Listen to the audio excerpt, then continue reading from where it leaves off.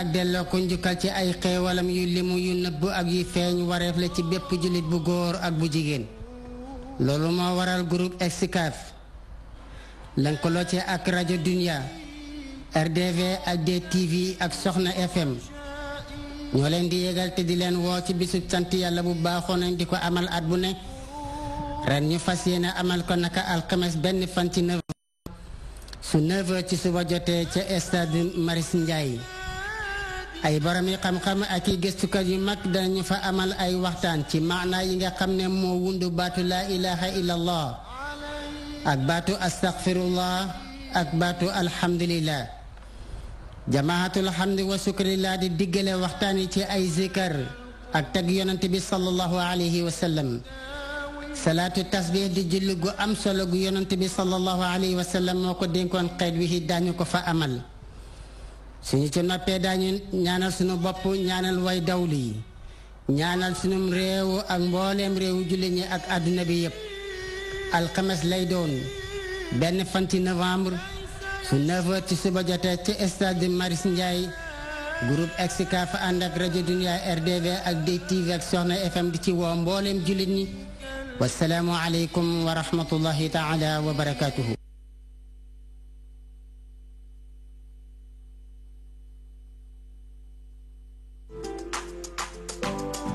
Pour l'organisation de vos salons, foires, conférences, Excaf Event met à votre disposition du matériel de dernière génération.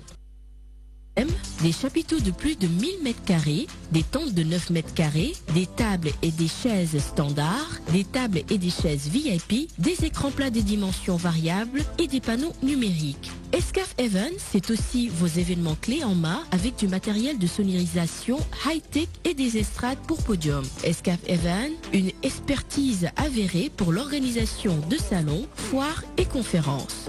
Excaf Events, l'assurance d'un événement réussi.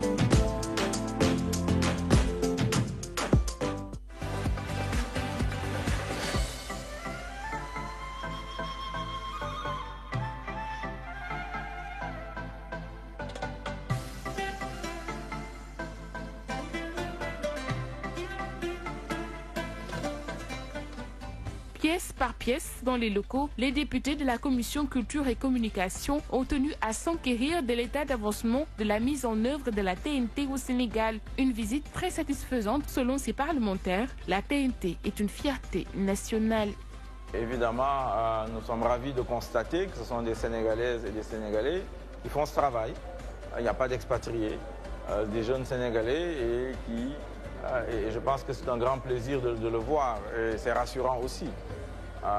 On dit qu'on n'est pas rentré dans l'histoire, hein, mais enfin tout cela, je crois que ce n'est pas vrai, on le démontre tous les jours.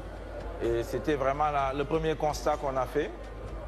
Ensuite, c'est un projet qui est difficile et qui n'est pas simple. Il faudrait que tous les Sénégalais puissent partout, sur le territoire national, avoir le même signal et gratuitement pour les télévisions sénégalaises. Au nom du président Babacar Touré, qui avait en charge cette mission-là, avec le comptant, en son nom, je me dois de remercier les honorables députés d'avoir bien voulu se déplacer pour venir voir un projet qui appartient au peuple en réalité. Je dois aussi me féliciter de savoir qu'une société bien sénégalaise, qu'une entreprise sénégalaise comme Excaf Télécom a pu faire un tel travail, un travail énorme, un travail de qualité. Cette technologie, une fois mise en œuvre, va permettre l'ensemble des citoyens sénégalais, là où ils sont, que ce soit de Dakar jusqu'à Fongolandi, de recevoir l'ensemble des chaînes de télévision nationale avec la même qualité d'image et la même qualité de son. Vous voyez déjà qu'un député du peuple qui vient visiter une technologie qui va venir satisfaire son peuple dans la réduction de cette fracture télévisuelle est déjà un pas extraordinaire. Bon, notre premier devoir était de les informer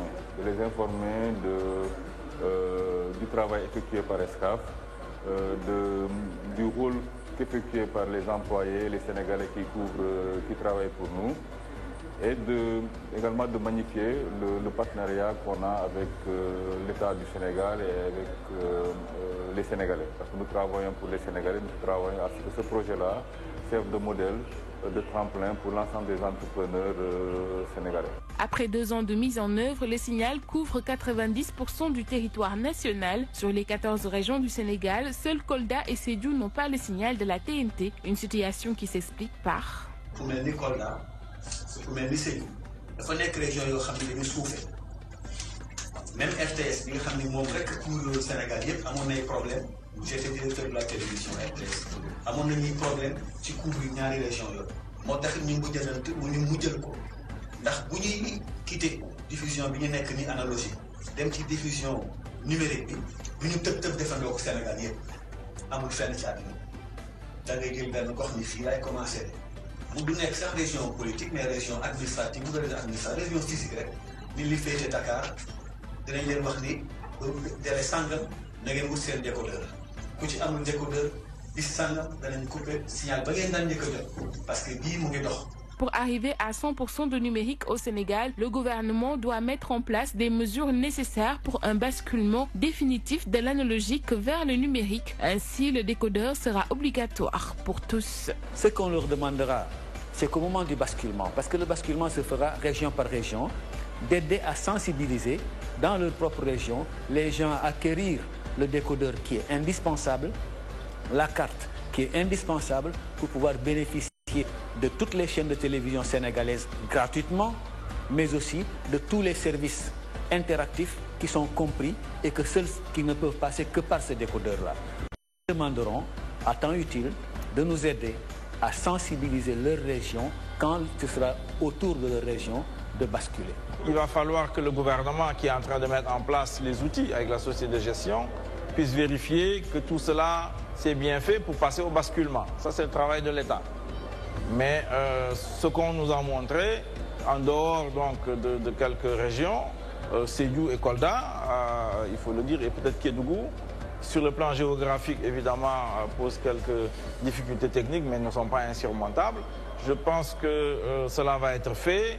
Et dès lors que tous les problèmes financiers également qu'il y a derrière, il faut le dire, c'est pas facile pour un groupe, même si c'est un grand groupe qui fait 10 milliards de bilan, mais quand même, c'est lourd.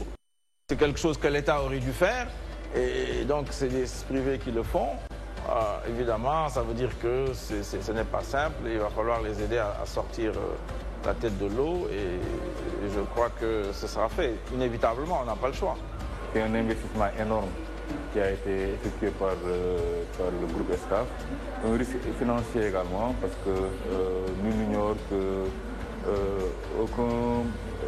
qu'aucune somme n'est demandée aux contribuables sénégalais. Nous comptons sur notre créativité et notre engagement pour respecter nos engagements. Et avec l'appui de l'État et des autorités, c'est un projet qui est arrivé à son terme. En 42 ans, le groupe Excaf Télécom a développé une expertise numérique inégalable. La TNT est un moyen de renforcer l'écosystème numérique du Sénégal. Le temps de quelques heures, ces parlementaires ont découvert comment se passe la transmission et la diffusion des chaînes du décodeur TNT by Excaf. Tous les matériaux ont été mis en place pour offrir aux Sénégalais des images et sons.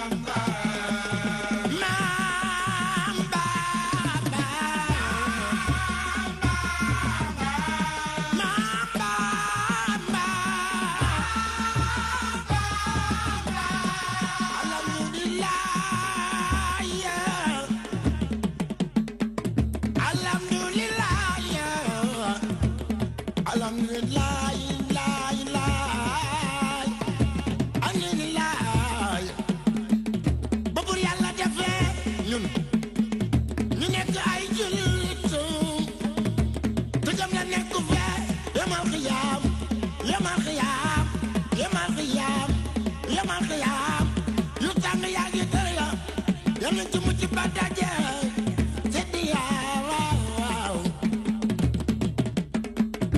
ñu jannatul fi daw ci laa nu taam noo ngi la koy ñaan ñaan ñaan yami buur bi yeyoo jaam fi ku fi jaamu beneen buur bu dul moom yàlla sa jaamu li na moo di buuri buuri buuri buuri buuri mooy moom bi ko Tuubaa ko fa kee Sëriñ Tuubaa rekk Maam Mor Jaara Sëriñ Maam Cheikh Ibrahima Faal bi ko Tuubaa ko fa kee bu yàlla di ko fa Mbàkke naa ko Moodu Mbàkke da ngay waaj a tukki fawi ilaa dar mi Mbàkke wolu Maam Cerno mu ñëw naa ko Cerno demal ma ne ko ñëw waaye na nga ñu saa borom ni waaw wattu samaan le mu ñëw Bamba bëre tubaab bi daan keroog fi daw si ñépp naan jigéen ji kaw saraaga naan naan ni ndox suñ bara daan Sëriñ Tuubaa moo liggéey Rabbana ba tax malaaka yépp ñaan xanaa kii du nit boo xale mee ñaari guddi Ndakaaru ba dégg wax jëmbër ma wax nga waaru saa sekkal tu salikal ma diika wa salikal amina wa sabota Bamba fépp a Bamba baatu Bamba merci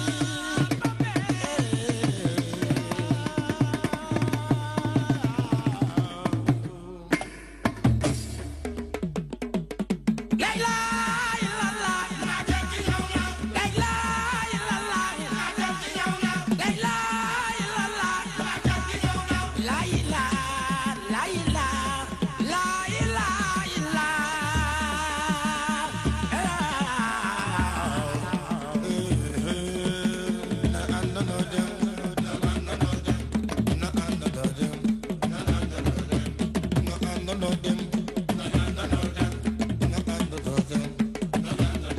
yéen da ngeen di dem yéen da ngeen di dem am da ngeen di toog yéen da ngeen di dem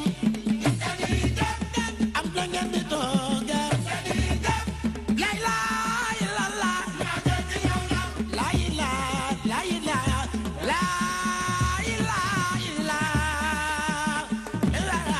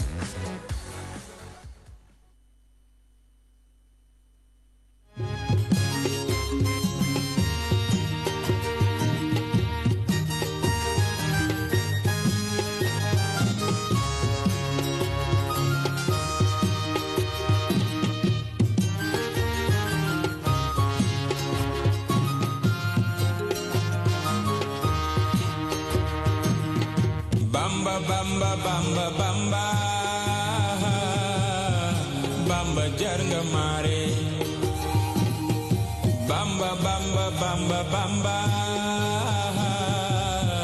Bamba jar nga mare Bamba Bamba Bamba Bamba Bamba jar nga mare Bamba Bamba Bamba Bamba Bamba jar nga mare Bamba Bamba Bamba Bamba Bamba jar nga mare dem nga Gabon ñoni yow la Bamba jar nga mare wir wir ya fa daan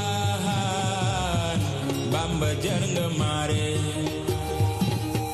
fii ci réew mi ya fi daan Bamba doy nga maade fii ci réew mi ya fi daan Bamba doy nga ñu fii ci réew mi ya fi daan Bamba doy nga ñu illa yaqadallahu ma lam yakuni Bamba wala yakunu abadan Bamba jiitu na desu la gëm di gëm keneen desu la xam di xam keneen sa waay du xaaj ci jëm feneen sa diine dina xarnu bee bila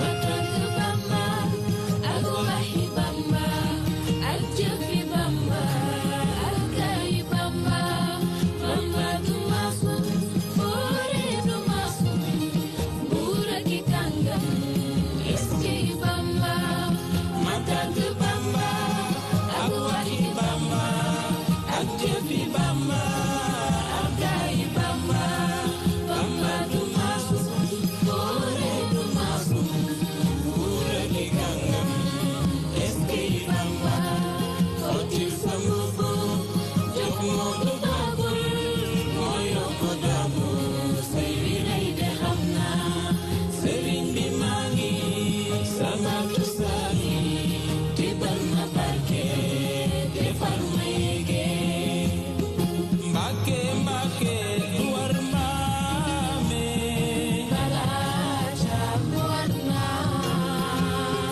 loolu Bamba ko liggéeyoon te wir wir ilaahi Bamba jëriñ nga na mbalit mi fii dafay moom Bambay Karim moom fi ma ne ak ragal te yàlla taxul saa waaji Bamba gi am na mbalit mi fii dafay moom Bambay Karim moom fi ma ne ak ragal te yàlla taxul saa waaji Bamba gi am na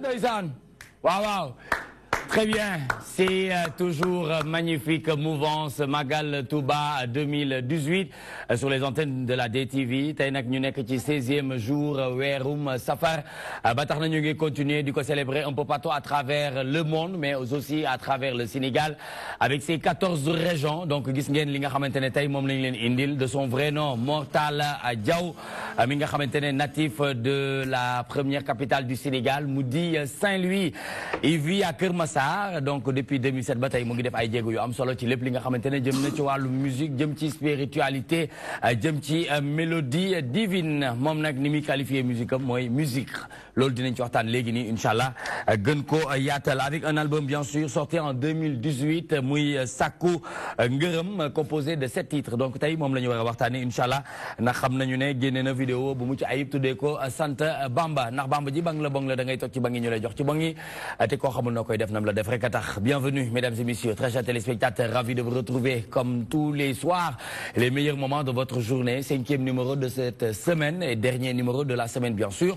Ndax tey dinañu ànd ak Pape Ousmane Cissé pour nous présenter toute l'actualité politique et sociale. Ce soir, Pape Ousmane reçoit monsieur Abou Tall, muy coordonnateur de la zone Yeumbeul Nord, 3e adjoint au maire de Yeumbeul. Ñu am yéene waxtaan ak moom lu jëm ci APR commune Yeumbeul Nord entre tension, division et manque de perspective.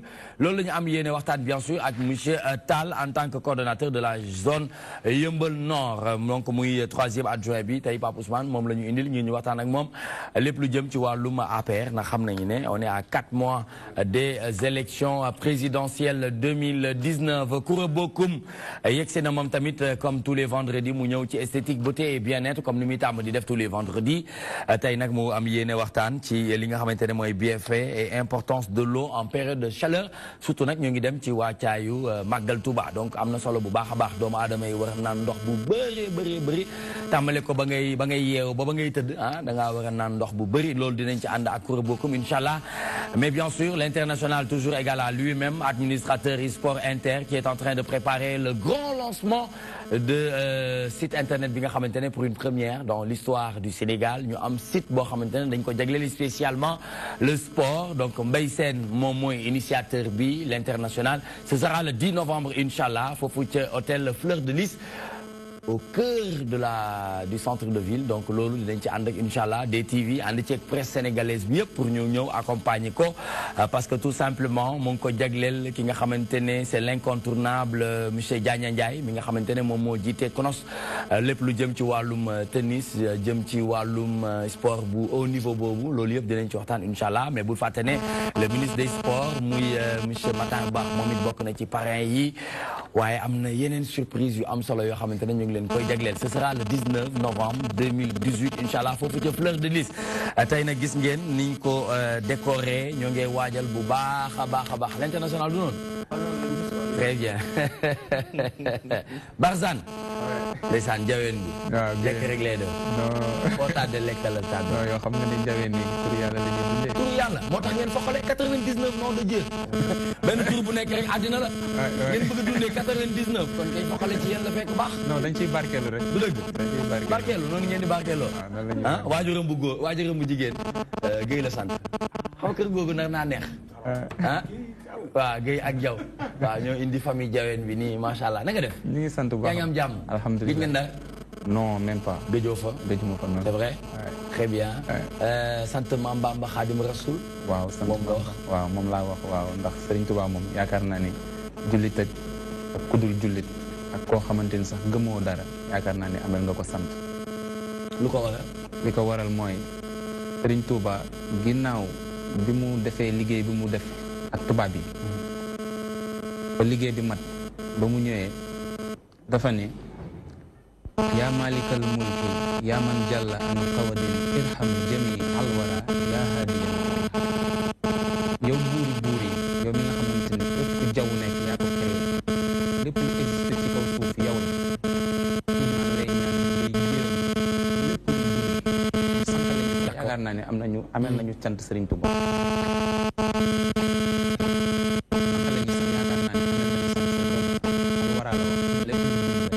Vous avez votre téléphone avec vous? Votre téléphone est en train de sonner ou pas? Non? Vous l'avez mis en mode silence? Ça sonne? Ouais, ça sonnait là. Ouais. Allez-y, continuez s'il vous plaît. Voilà. Loolu bokk na ci la tax ñun ñu ni sant Bamba. Ndax nee nañu sant ku la defalul dara. Ci naafeq la bokk. Dëgg la. Booy sant da ngay sant ku la defal dara. Waaw. Ñun Serigne Touba dañoo defal dara ba ñu yëg ni ñun daf ñoo defal dara. Macha Allah. waaw moo tax nag ñu ni nag yàlla na nag ñu sant ko. ana lenn loo xamante ne mën nañ ko partager ci sa expérience ci sa dund ci la ngay yëg ci lu la ko tedd ki defal. li ci njëkk mooy man moo tax ma nekk nit Serigne Touba. Ah bon? Ouais. bu lu woon Serigne Touba kon du ma toog fii. Le rôle des parents pendant ce temps.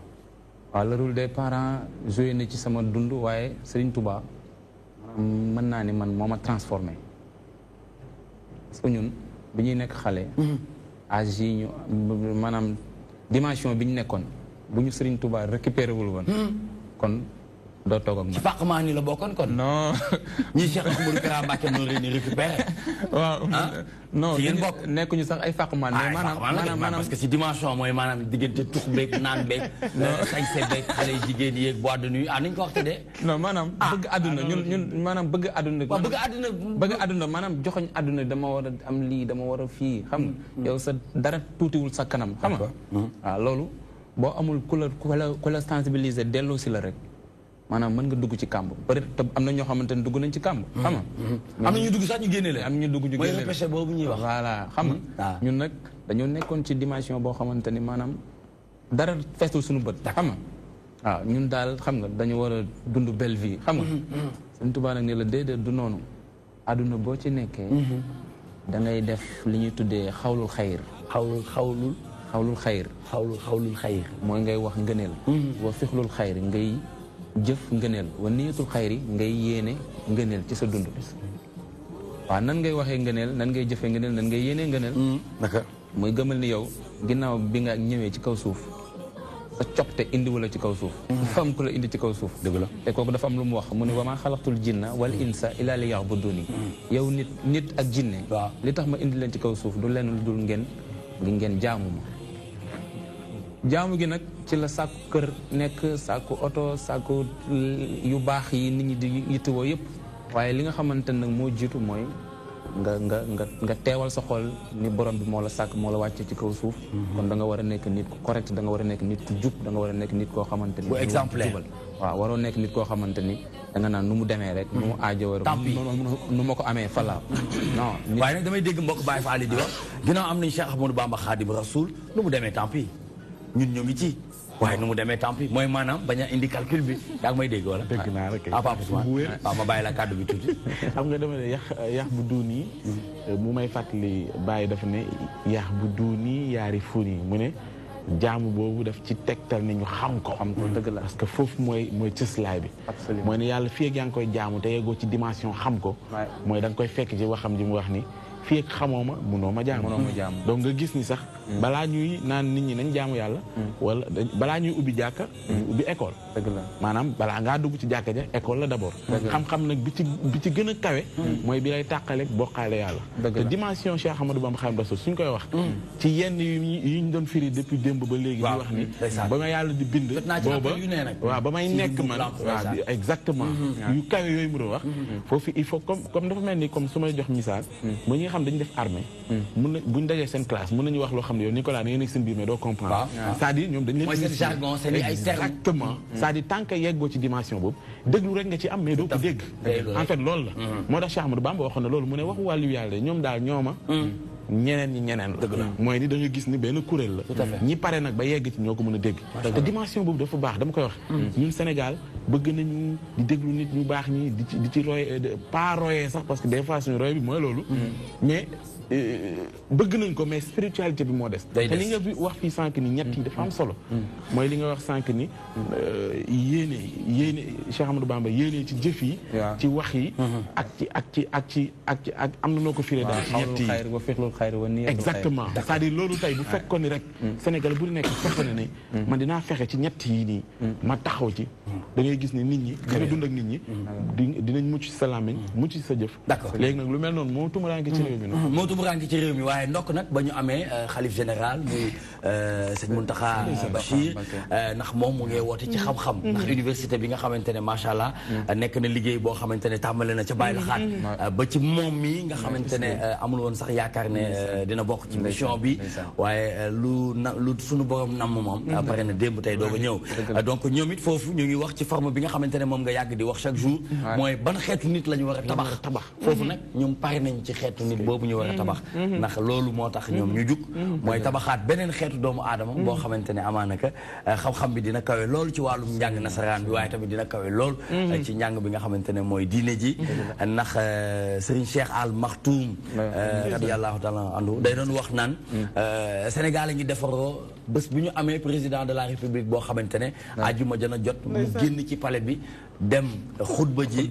jiite ji après dellu si waat ca palais ba waaw xam naa nag loolu ay dimension la bés a ngi jot nag réew mi toll foofu xam nga loolu Serigne Touba daf ciy jàngale mu ni atlubu minkal ilmi xablal amali fala taqnil jahla wa xuduli amali ndeysaan mu ni nit da nga war a sàkku xam-xam ba lépp looy def ci kaw suuf fekk nga xam ko bu wér a wér mu ni ndax is kullu amilin bila ilmin yura fa sahyahul misla haba in nushira nee na jëf ju ànd ak xam-xam dafa mel ni pënd bu ñu wesaare mu ni boo tibbee doomu taal sa loxo di nga xam ni poudre nga yor waaye boo ko sànnee day disparaître dëgg la kay mu ni kon jëf jum ci mënta doon na ànd ak xam-xam mu ni tamit waman hawa ilma wa laysa yuhmalu bihi fa innahu ximaarun yaxmilu nee na képp ku làq xam-xam tamit waaye ñu dara war ñoo tey ñu dem waay waaye xoolal lii waaye lii dafa neex waay mu ne képp koo xamante ni da nga làq xam-xam da nga làq xam-xam lii la ñu war a jàngale ci université yi dooree ko nag xoolal ci xale yi moo tax université bee bu mu paree ba suñu histoire maam yi dafa neex mu ne képp koo xamante ni da nga làq xam-xam te jëfewoo ko da ngaa mel ni mbaam mu sëfi téere da ngaa làq xam-xam te xamle woo ko da ngaa mel ni mbaam mu sëf ay téere diisaayu téere ba rek lay xam waaye xamul luy njëriñal téere kon Serigne Mountakha foofu mu waxee foofu la ñuy xaar réew mi muy nit ñi jàng ndax jëf ju àndut ak xam-xam mënta dem te Sénégal comme li ngay wax rek dañoo am problème boobu ci wet maanaam ñun wax lañ mën waaw maanaam réew mi ay waxkat lañ amuñu ay borom xam-xam amuñu ay borom xam-xam parce que booy xool suñu savant yi fi nekk ay jàmbaar lañu franchement ñu ngi góorgóorlu di xalaat di bind ay livres yu am solo mais livres yi sax nit ñi duñ ko lire te boo ko gëstoo ba ci biir ay idées yu am solo la. bien sûr ay njëriñ kese la. sunu idéologique yi ñu yor di ko doxalee sax. amaana ñu ngi ciy góorgóorlu di ci bay suñu waar mais am na ci yoo xamante ni sax maanaam dafa nekk ci livre bi nii rek mais appliqué wuñ ko. am na ci loo xamante sax dañ ko sax yitteewul. am na loo xam dañ ko parce que dafa dëppoowul sax ak la nga xamante ne moom la ñu moom. waaw waaye bu ñu delloo ci njàngalem mag ñu baax ñi. ku ci mel ni Serigne Touba. maam El Hadj Malick. maam Baye Niass. bu Kunta Maca Ndiassane. maam Baye Laye. nga xamante ne ay keñ ñoom ñooy kenaw réew mi. dafi tey réew mi. li ñu sootura si ñu yàlla jox. ak ndam yi ñu am ñun Sénégal. ci pays ci yeneen pays yi. li ñu ko mooy mag ñooñu baax ñooñu yàlla jox kon ñooñu bu ñu delloo ci ñoom. di xool seen i njàngale. waaw ñu koy booleeg li nga xamante ni moom la ñu tubaab bi xalaatal. indil ñu ko fii ni nañ ci sukkandiku ngir suqati suñu réew. yaakaar naa ni daañu am réew moo xamante ni réew mu. tey la ñuy Baye Fall bi wax te loolu yëpp ay kàcc la. Baye Fall bi loolu la. waaye nag bu ñu fàtte ni. d'accord wal baladu. at tayibu yaxruju nabaatahu bi izni rabbi. ndeysaan mu ne réew bu amee gàncax. waaw ñi ko dëkkee amee gànjar. waaw ci ndigalal yàlla la teraanga yooyu di feeñee. maanaam développement bi ñu fiy yaakaar. muy pétrole beeg yooyu yëpp. gaz beeg yëpp. fer beeg nañu jàpp ni bu ànd ak ndigalal suñu borom. coow lay fii nekk nii rek mais ni mu war a demee ci réew mi. maanaam naataange googu. du mën a ñëw. très bien ndigalal yàlla nag bala muy mën a am faaw booloo am. yàlla fu xol yi booloowee rek. mu def fa kun ba mu def fa kun ba. kon yàlla nañu yàlla defal booloo. c'est important amiin yaa rabbal aalamiin jërëjëf jaween bi nekkate jaween bi allo bi sori na de fooyul boppam de macha allah ñu ngi lay jaajëfal bu baax waaye tamit loolu du ñu bett ndax ku juddoo Ndar war a mën a tari waaw Ndar la juddoo ñu tàggat ko fa bu baax a baax jamono ji nag mu ngi yeewoo ca Kër Massar ñuy nuyu toute la banlieue dakaroise Parcelles Assainies 1 ba 26 waaye nuyu waa Guédiawaye Petit Mbao Grand Mbao Zac Mbao ba ci Kër Massar dem Bargny laal Sébikotane nuyu waas ñaari poto dugg foofu nga xamante ne moom mooy ca Tëngéej ñoom ñëpp ñu ngi leen di ziar ndax yàgg nañoo dëkk nag ci réew mi nag waaw dëgg yàlla yàgg nañoo dëkk ci réew mi nag am 23 ans taxul nag ñu ba yàgg nañoo voyagé du dëgg monsieur Tall vous allez bien. C'est un grand plaisir de vous avoir sur ce plateau. Mais aujourd'hui, on parle du phénomène endogène, exogène. Mu jëm ci président Macky Sall parce que bi mu nekkee à la tête de ce pays ñu gis ne yu bëri dafa ball génn. waaye nag loolu génn ball yooyu nag xam-xam moo ko war a téye ndax xam-xam boobu dañ ko yittewoo bu baax a baax mu coïncider ak li nga xamante ne moom la ñuy waxtaanee jàngat bi lu mu doon. bon asalaamaaleykum wa rahmatullah. waaleykum salaam. gannaaw bu ñu sant yàlla julli ci sang-sang yi. ñu ngi sant suñu ñaari waajur. alhamdulilah. di sant aussi mbooloom jullit buy yeewoo fi Sénégal. waaye doo sant Thierno Madani Tall. kër sang bu mag bu tedd boobu. dinaa ko sant parce que man Cheikh Oumar Fouti la. alhamdulilah kon yow ñoo bokk foofu. waaw Cheikh Oumar Fouti la. surtout Rahmet a ngi direct amul dara lu ci tàkk. déedéet. donc pour wax rek. jullit foo nekk rek boo gisee lu baax wax ko. fi may njëkkee mooy ñaanal waa ñii di dem Touba. yàlla yóbbu leen ci jàmm. amiin ñu egg ci jàmm. amiin fekkaat ñu ci jàmm. amiin te lu ñu fa ñaan yàlla dina ko nangu. amiin yaa rabbi mun naa wax aussi ci Amadou Bamba aussi sama maam la. parce que man sama ki jur sama yaay. waa bu sa bëgg leeral. ndeysaan donc man bu ma neexee man ne paaxa ñaari boor la. waaw mais nag bi ñu sante yàlla yonent bi tamit. ma sant aussi yombal noor fi ma jógee. di sant aussi. coordinateur man seen accent dafa ma neex nag ni ngeen di waxee yéen. coordinateur aussi. waaw Samba Demba Ndiaye. Samba Demba Ndiaye coordinateur de Yombal 5 ans. d'accord non de Yombal Nord. Yombal Nord. administration aussi Daouda Ndiaye mooy maire. très bien parce que ku iñaane sa xaw ma. sa nono waaw loolu la yàlla def. donc dama fi ñëw vraiment affaire bi dafa ma bett parce que tey laa ko yëg. bi ma ko yëgee tey. mooy toi-même tu sais c'est la DTV. effectivement. très bien bi ma ñëwee tamit aw ma ci xel ñaar. déedéet dama fa bàyyi kilifa wax naa ko. mais comme affaire bi macha allah ni ngeen ko bëggee man tamit foofu laa ko bëggee. kon yow ni ñu ko bëggee noonu nga koy defee. waaw noonu laa koy defee. très bien te tamit loolu laa fi fekk. jërëjëf parce que xam naa ne ku jaaxarul ak yow jaaxarul ak ñi nga xam ne ñi nit yàlla lañ. waaw macha allah jànguma nag. mais sama maam waliw la. macha allah macha allah moo tax nga nit bu baax nit bu baax. gisoo jeu de couleur yi nga def sa yéene jaaxaram na nga xam ne kii nit bu baax la. nit bu baax ci xaw ma nu ñu koy waxee ci jël lay gis donc pour wax la rek ñun ay ndongo lañ. macha allah te li nga wax aussi dëgg la El Hadj Macky Sall ñu ngi ànd ak moom 2009 depuis Dekkal Ngor boobu amagul récépissé yàlla teg ma nattu man commerce baana mooy sama métier te moom laay def ba léegi damay politique mais bu sama liggéey jotee dama koy taxañ. waaye soxali ko nga de. waaw sokkale naa sant yàlla. waaw parce que bu doon xam naa ne sokkale naa mais politique moom bokku ci.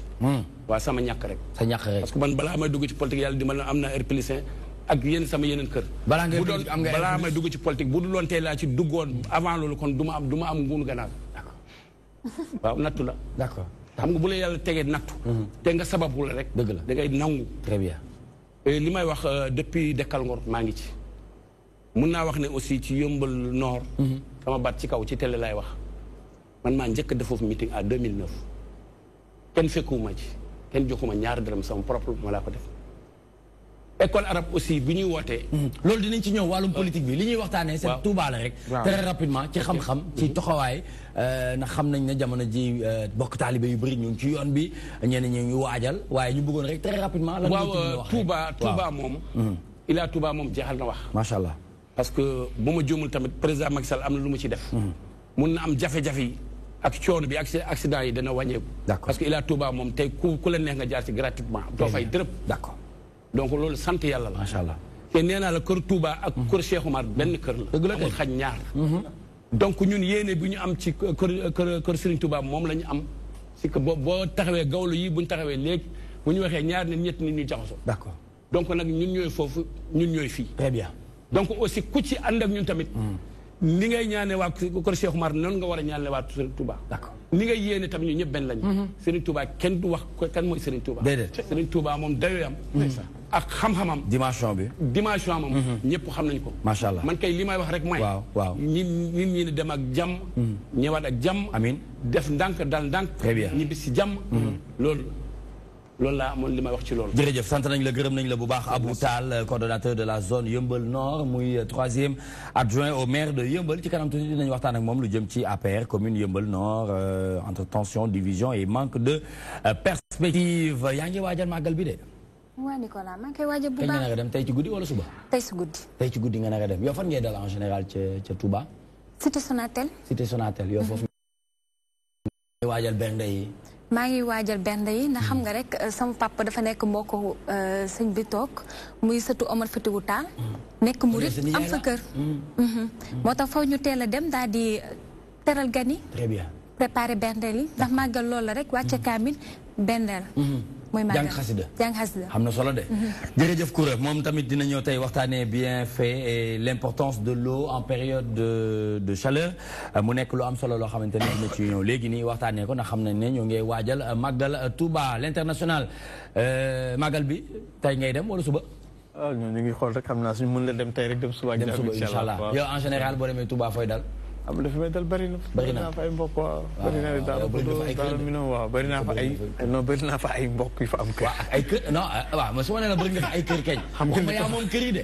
yàlla ngay bëri ay kër. amiin amiin amiin dalal mbokk taalibe yi. amiin amiin waaye ne la bëri nga fa ay kër mooy maanaam. yow dama bëri mbokk en fait woo fa ay waaw dëgg la dama bëri mbokk. dama fa bëri mbokk dama fa bëri mbokk. moom nag kay amoo lu foo bi neex dafa modeste nag dafa kii waaw gis nga otom bi yëpp def na ko ay pomme ak ay banana ay mais yooyu du bëgg muy fës parce que li muy dox ci social dafa bëri macha allah Mbaye Sène ñu ngi koy jaajëfal parce que taxawal na aussi association bu am solo bu tudd Jom. du noonu. très bien jërëjëf Mbaye Sène. léegi ñu xool actualité de l'internet lan moo gën a fës ci actualité c'est tout de suite.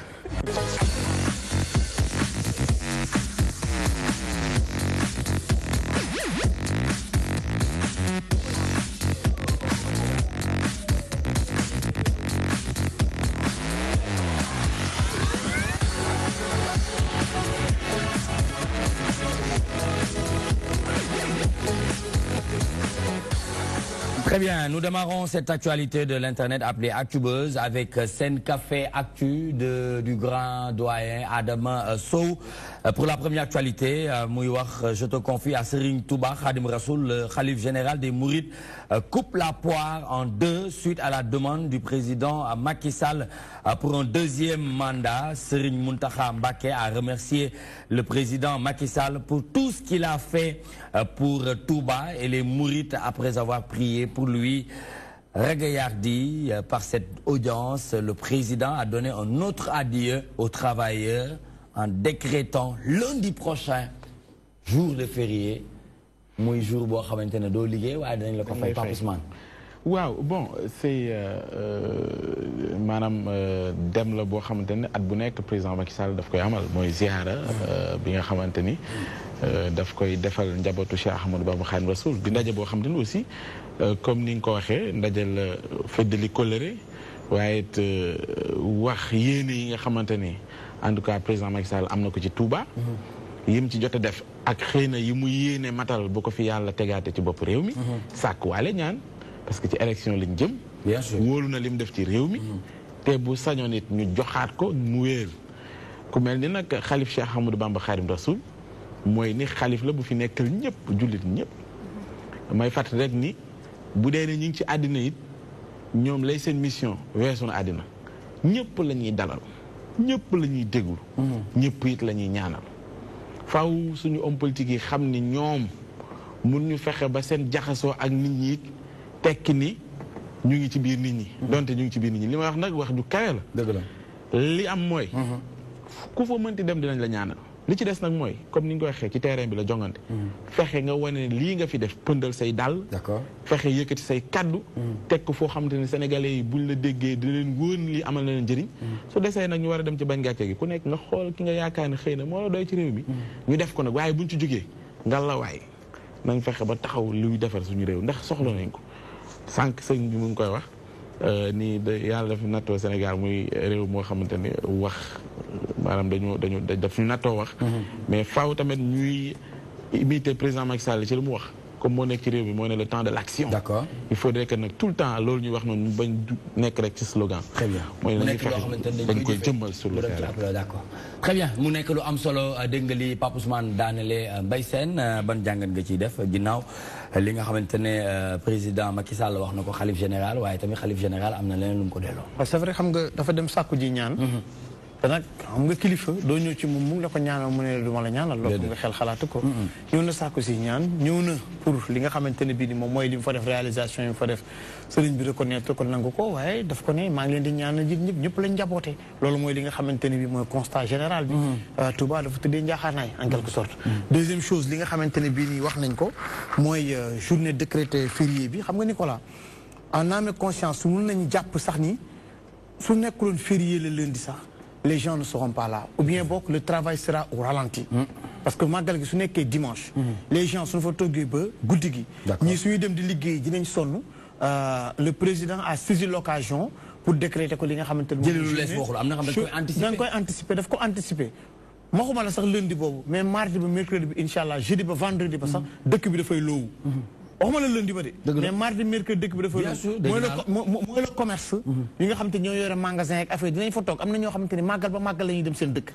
am na ñenn ñoo xamante ni màggal ba màggal la ñuy dem fekk seen mbokk yi dañ fa resté benn 2 3 jours 4 jours même à partir de maintenant sax tey da ngay gis ni soo génnee ci biti sax tali bi commencé na libre les gens commencent à quitter la ville muy fu nekk nag moo xam muy Dakar di Kaolack ak fépp fu mu mënte nekk il a anticipé li nga xam te mooy lundi bi mais pour la première question le dem na sàkku ji ñaan dem na fekk ji kilifa bu ko wan ne ko ñëpp la njaboote ñaanal na ko te keneen ku fi ñëwaat tamit dina la ñaanalaat nag ne bàyyi naa la ak Serigne Touba. très bien ginnaaw Idrissa Seck moom moo fa jiitu waaye gis nga président Macky Sall moom jamono ji foofu la jullee àjjuma donc ñuy wax amin yaa rabbal alamin ci lépp li nga xamante ne ñaan nañ ko fa ci bërëb bu tedd boobu monsieur Tall très rapidement nga jàpp ne lan moo war a sabab deuxième mandat pour le président Macky Sall d'après vous. bon man nañu sant yàlla parce que Sénégal comme ni ma sëriñ bi wax sama xarit bi waxee. Aliou sëriñ la. sëriñ la parce que yu muy dégagé yii. d'accord loolu du ku nekk moo ko mën a. tout à fait parce que nit bul iñaan. dëgg la. xam nga fii am na lu ko fi lal. fii jàmm bi fi nekk yëpp wali yu fi nekk. bu ma juumul sama maam Cheikh Oumar. kër diine bu nekk balaa muy ñëw joxoon na ko. wallaahi. teg na ci baaraamam.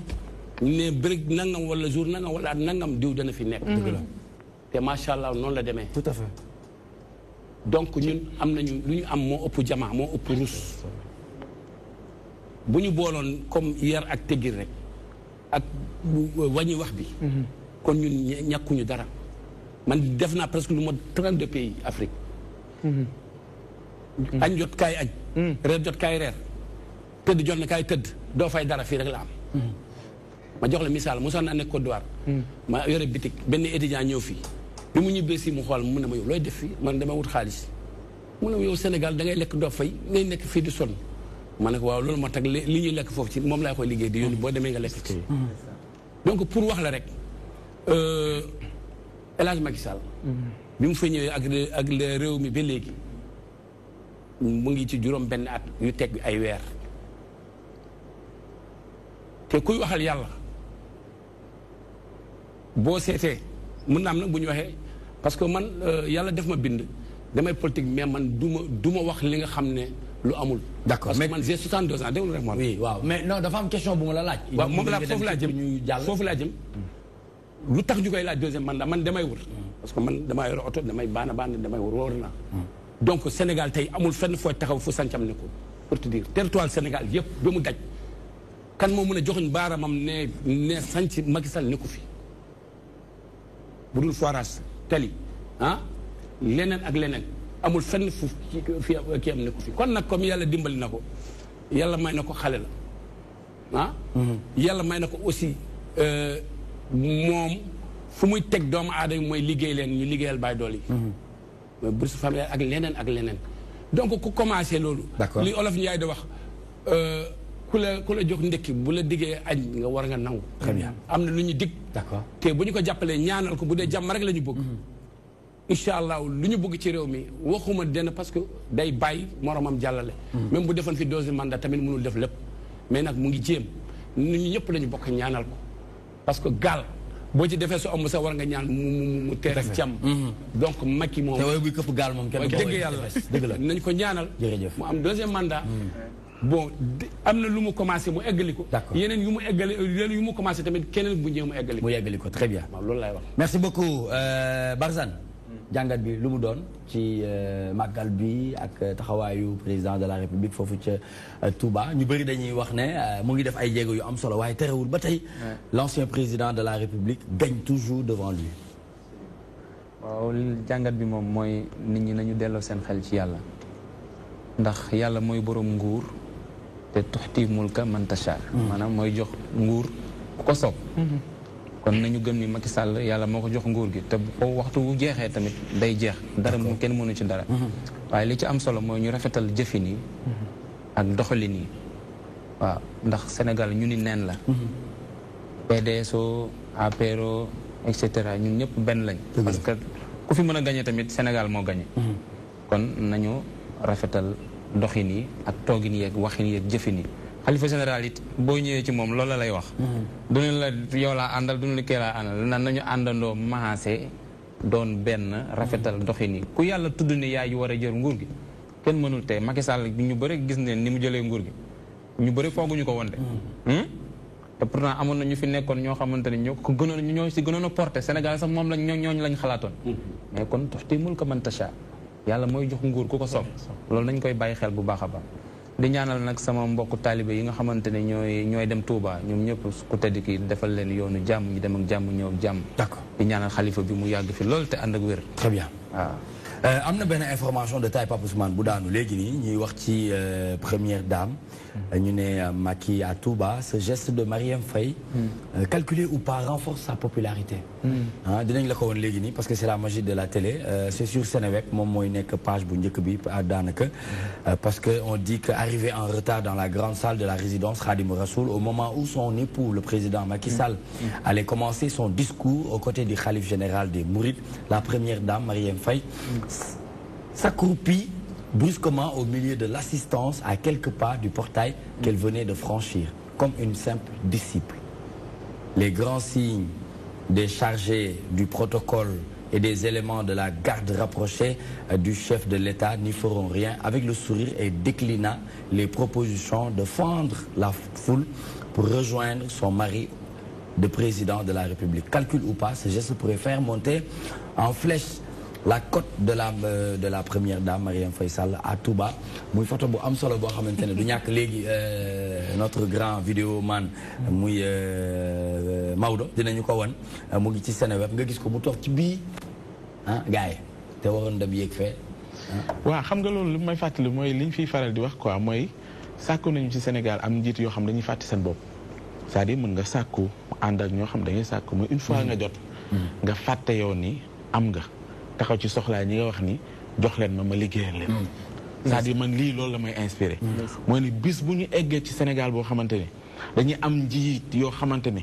du ñu yëg seen njiit lu mooy ne dañ leen ne président wala ñu ne la secrétaire général wala ñu ne la ndàngam ci la ñu yëgeen ñoom am doon nañ dara ngir ne fàtte nañ ko sax bu mujj doon jaamu askan wi ci li nga xamante ne moo tax a jóg bu boobaa sensu man damay liggéey askan da nga koy gis bu boobaa sax njiit bi du soxla pour élection jot mu naan campagne mi nangam parce que li mu jot liggéey ñëpp a koy ressentir c'est-à-dire foofu la ñuy gisee njëriñu bilan bu souvent politique yi voilà image yi xam nga c'est-à-dire am na ñaari photo yoo xam dañ koy won mu toog ci biir mbooloo mi kenn mënu koo jëlee fu mu toog parce que mu ngi leen di xoolu bàyyi leen ma fu ma toog baax moo tax man njëriñal fàtte sa bopp bi man laa ci dégg d'accord parce que njëriñ maanaam fàtte sa bopp ci jiit njëriñ li mu làmb bu ko ñëpp xamoon da ngay gis ni xëccu njiit wane ne maay dara d'accord loolu deful réew da ngay doon dara fàtte ko muy feeñ na ci say jëf te la borom bi di aj maanaam fépp foo fekk lëndëm nga fexe ba leer na ca waaye képp koo jàpp ni kii de su dajeek man ma ànd ak moom dana fexe ba la may liggéey ci réew mi mu gën a yaatu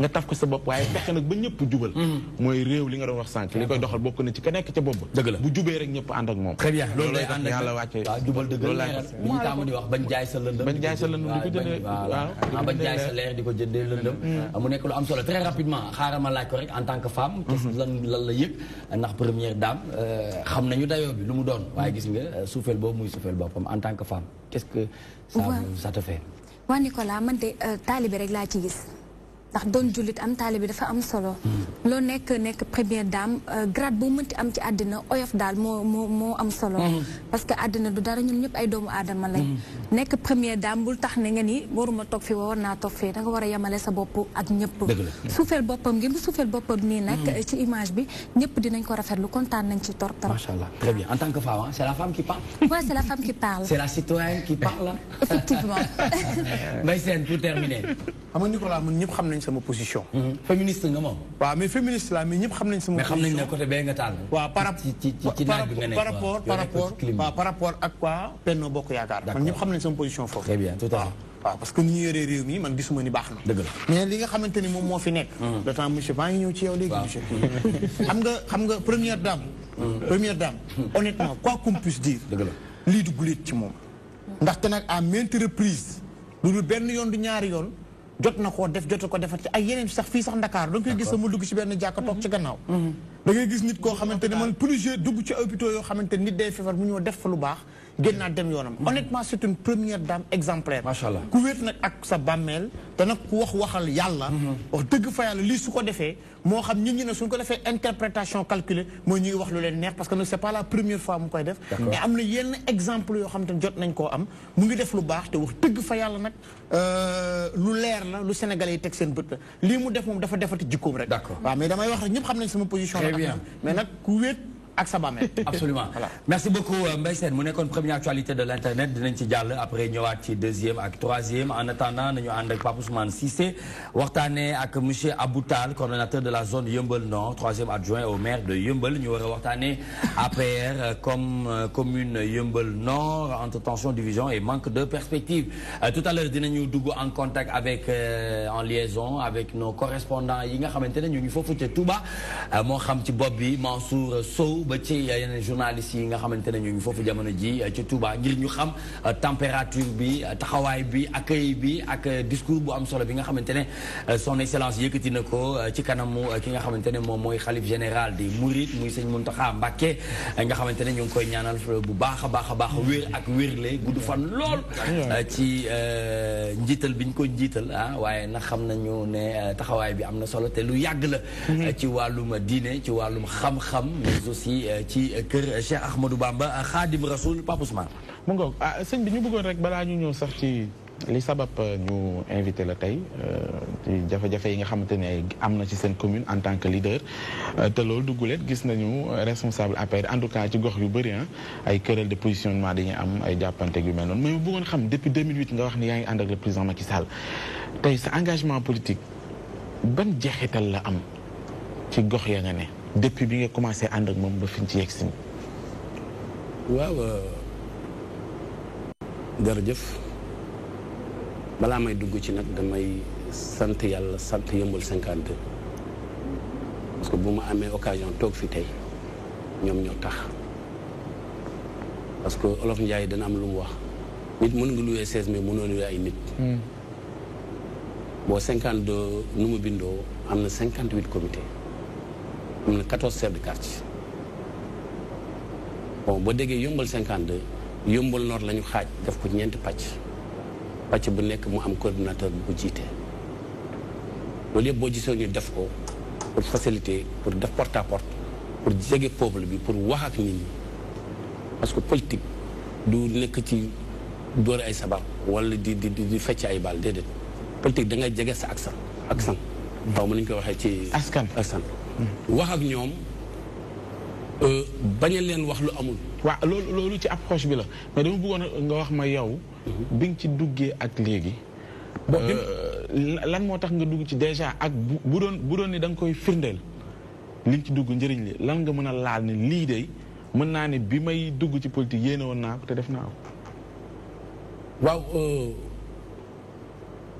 sama bëgg-bëgg moo ma ci dugal. mais amul dara loo bëggoon. comme par exemple bi ngay def politique lan moo la ci dugal. li ma bëggoon mooy El Hadj Macky Sall. bi mu waxee. bi mu waxee. ma continuer. waaw yow la ñuy dégg bi mu waxee mu ngi bëgg a jot réew mi. ak fu mu jëmale réew mi. bi ma ko gëstoo ma toog man ak sama njëgënaay. daf ma doy. dëgg la bi ma doyee ma dugg ci. d'accord. bi ma ci dugg tamit. séntu ma ci woon dara. mun na am dara bu mu fekkee ma jël mais séntu ma woon dara. mais comme ni waxee rek doy na ma moo tax ma engagé dugg ci politique. kon yow sa dugg politique maanaam njiitum réew mi moo la doy. moo ma doy. kese. waaw ak non lu kese. doy bi par exemple xam nga doy boo waxee doy da ngay xam nga ku nekk. booy laaj réew mi dina am loo wax nit ñi dina am foo jëmee nit ñi bi mu defee discours am damaa bëgg jot réew mi lii ak lii mooy sama programme boobu laa seet mu doy ma ànd ak moom. bi ma àndee ak moom tamit ba fi ñëw 2009 ba léegi boobu temps ànd ak moom yombul ku gëmul yàlla doo ànd ak moom parce que boobu temps boo duggee ci nit ñi boo waxee Macky Sall gars yi dañ lay ree.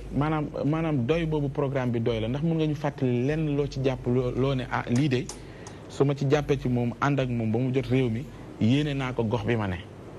waaw parce que li ma ko li taxoon ma bëggoon bi mu waxee ma ànd ak moom. mun naa wax ne yëmbal fi ma nekk. boobu dafa doon inondé wet bi yëpp dafa doon inondé ñu yóbbu leen jaxaay. bi ñu leen yebbee jaxaay man sama diggante ak bassin bi motugul fi 20 mètres mais kenn. parce que bu demee ba ndox bi ñëw ndox bi day walaan dugg ci kër yi. première fois moom bu mu jëlee foofu la njëkk a defar ci li ma gën a neex. ci li ma jàpp. dafa ñëw defar bassin bi def collecteur def lamp def lépp dafa ay ban ligne di ci toog. léegi leneen li ma la bëgg a laaj mooy. 11 ans yi ngi ànd ak président Macky Sall. ana ban njëriñ nga amal sa gox. boo amal na ma njëriñ. yow. waaw ban njëriñ man. yow. wala gox maanaam ban njëriñ nga amal sa gox. ci ànd bi nga ànd ak président Macky Sall. ci 11 ans yi waaw léegi bi ma ànd ak moom ba léegi. njëriñ bi ma amal man. am na ay yow. non gox bi fa ngeen may ñëw. man wala gox xaar ñu yéeg ñëwaat. baal ma Abou Tall baal ma ñu ngi ñëwaat léegi nii parce que dama war a dem foofu ca Touba Mbacké ci dëkk bu sell boobu jàkkaarloog correspondant yi nga xamante ne ñoo fa nekk jamono ji je pense que Abi laay àndal léegi nii Abi Sow ñu ràññee ko bu baax ci toi-même tu sais ràññee ko ci xibaar yi à partir de 13h Abi salaamaaleykum naka nga def foofu ca Touba Abi ñu ngi lay ziar. déggatuma. maa ngi lay ziar Abi. Nicolas. maa ngi lay ziar Abi. ginnaaw grande mosquée bi ñu ngi fii taxaw ni nga ko gisee rek nit ñi taalibe yi ñu ngi ñëw depuis sànq ba tey jamono ji nag cité religieuse bi mu ngi fees dell ak ay nit tey sax président Macky Sall fii la jullee juma. ba mu paree sax demoon na inauguration escadron bu gendarmerie bi nga xam ne moo nekk ci quartier boobu nga xam ne moom lañ dippee Thiawène. ci loolu nag waa commissariat itam ñoom def nañ conférence de presse ci boobu conférence de presse sax li fa tukkee mooy rek ni am na 276 doomu aadama yi nga xam ni jot nañ leen interpellé ci loolu nag ay divers raisons moo tax waaye nag am na lu toll ci 31 accidents benn nit moo ci ñàkk bakkanam waaye tamit 8 personnes ñoo ci am ay gaañu-gaañu Nicolas jamono ji nag taalibe murit yi ñu ngi jugee ko fu ne di ñëw fii ci Touba Mbacké nem sax màggal gi dimanche la mais jamono ji Touba mi ngi fees dell rawatina jumaa ji nga xam ni xaburu boo bëgg a dugg rek da ngay rang bu gudd nga xam ne nga mën a dugg def li ngay def mën a ziar waaye tamit ñëpp ñi nga xamante ne si rek ñu ngi leen doon xaar ñu ngi ñëw ñuy fàttali rek des na rek suba mi nga xam ne mooy samedi incha allah waaye dimanche yi tamit di màggal Touba Nicolas. très bien mu nekk lu am solo li nga xamante ne jot nga ko yëkkati léegi nii ci li xew foofu ca Touba waaye discours bi nga xamante ne le président de la République du Sénégal yëkkati na ko boo ci mënee dellu si waat mais aussi nga wax ñu rek wàllum prévention surtout lu jëm ci wàllum feebar yi wàllum santé naka lañ fa taxawee ndax xam nañ ne buñ ne màggal Touba moom day drainer des millions et des millions de talibés et pèlerins.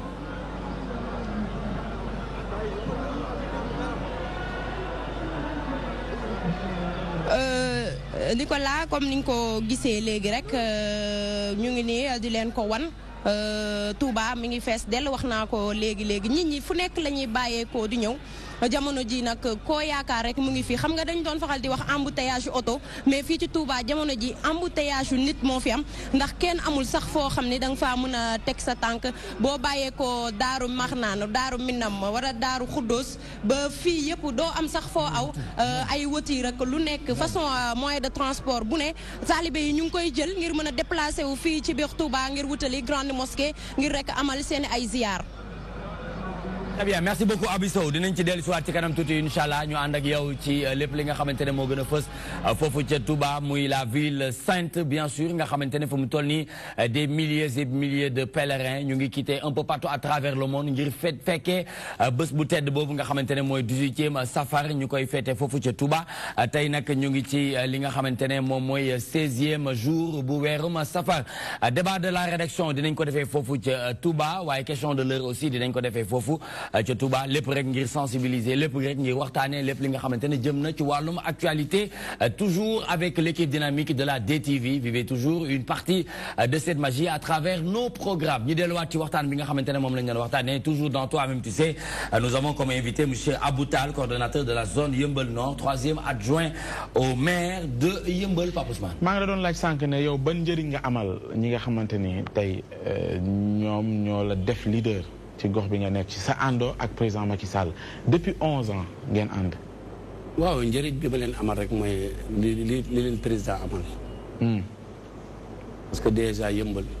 yow doo président de. non waxuma man. c'est que man xam nga ku nekk boo defee dara. wala nga defal nit dara. xam nga loolu doo taxaw di ko wax parce que bi may def teguma ko ci loxo président teguma ko ci loxo leen ci loxo yàlla laa ko teg. donc man am na li may def doomu aadama boobu du ma taxaw ci télé di ko wax. waaw ndax dégg nga moo la dégg. waaw mais def bi mun na bañ a doon peut-être xëy na. moo def parce que man sama am mun na bañ a doon xëy na am mais. genre ñi la topp yaakaar la ci wàllu politique ngay initier ay actions yoo xam dafa jëm ci setal gox ba. wala fexe ba ni yëmbalkat dootul salteeti wala vacances jot nga fexe dajale leen ñu réfléchir ci jafe-jafe yi xam ne xëy na ndaw ñoo ngi koy dund ci wàllu formation nga ne kat seen partenaire la ñuy dem fexe ba am ay financement jàppale leen ci wàllu wi c'est-à-dire réflexion yooyu nga xam ne dañuy dem ba à un moment donné duñu soxlaat sax di tàllal loxo mais dañuy mënal seen bopp yu mel noonu aussi. très bien war nga ko mën a. bon dinaa la ci wax ñett wala ñeent. ñi ma jiitee comme par exemple boo seetee développement ci jigéen ñi la gën fexoon naa ba ñu projet ay fourne jàmbaar. yi nga xam ne yooyu yu doon jar 10 000 non yu doon jar 15 000 ma dox ko ba ñu defal leen 9 000 te encore partenaire boobu léegi di leen di defal par 3 mois. ñetteel bi aussi fexe naa aussi bees soxna yi ñu am seen leket bi bu njëkk bu ñu amoon xaalis dañu doon bu ñu leen joxoon comme kii jox leen 100000 ñu séddoo ko man ne ko li ngeen di def du noonu bu ñu leen joxetee 100000 wala 50000 di ngeen koy dajale. bi ñu ko dajalee ba pare ñuy natt ba léegi incha allah ku nekk ñu ngi financé ci seen biir léegi fu mu nekkoon juróom fukki junni ba léegi am nañu 2 millions wala 2 millions yu manqué tuuti. léegi ci loolu chaque jeudi chaque premier jeudi boo jëlee léegi par exemple 30 000 premier jeudi da ngay indi 10 000 francs boo indi 10 000 francs nga teg ci 1000 francs muy 5% mu duggaat ko ci kees bi.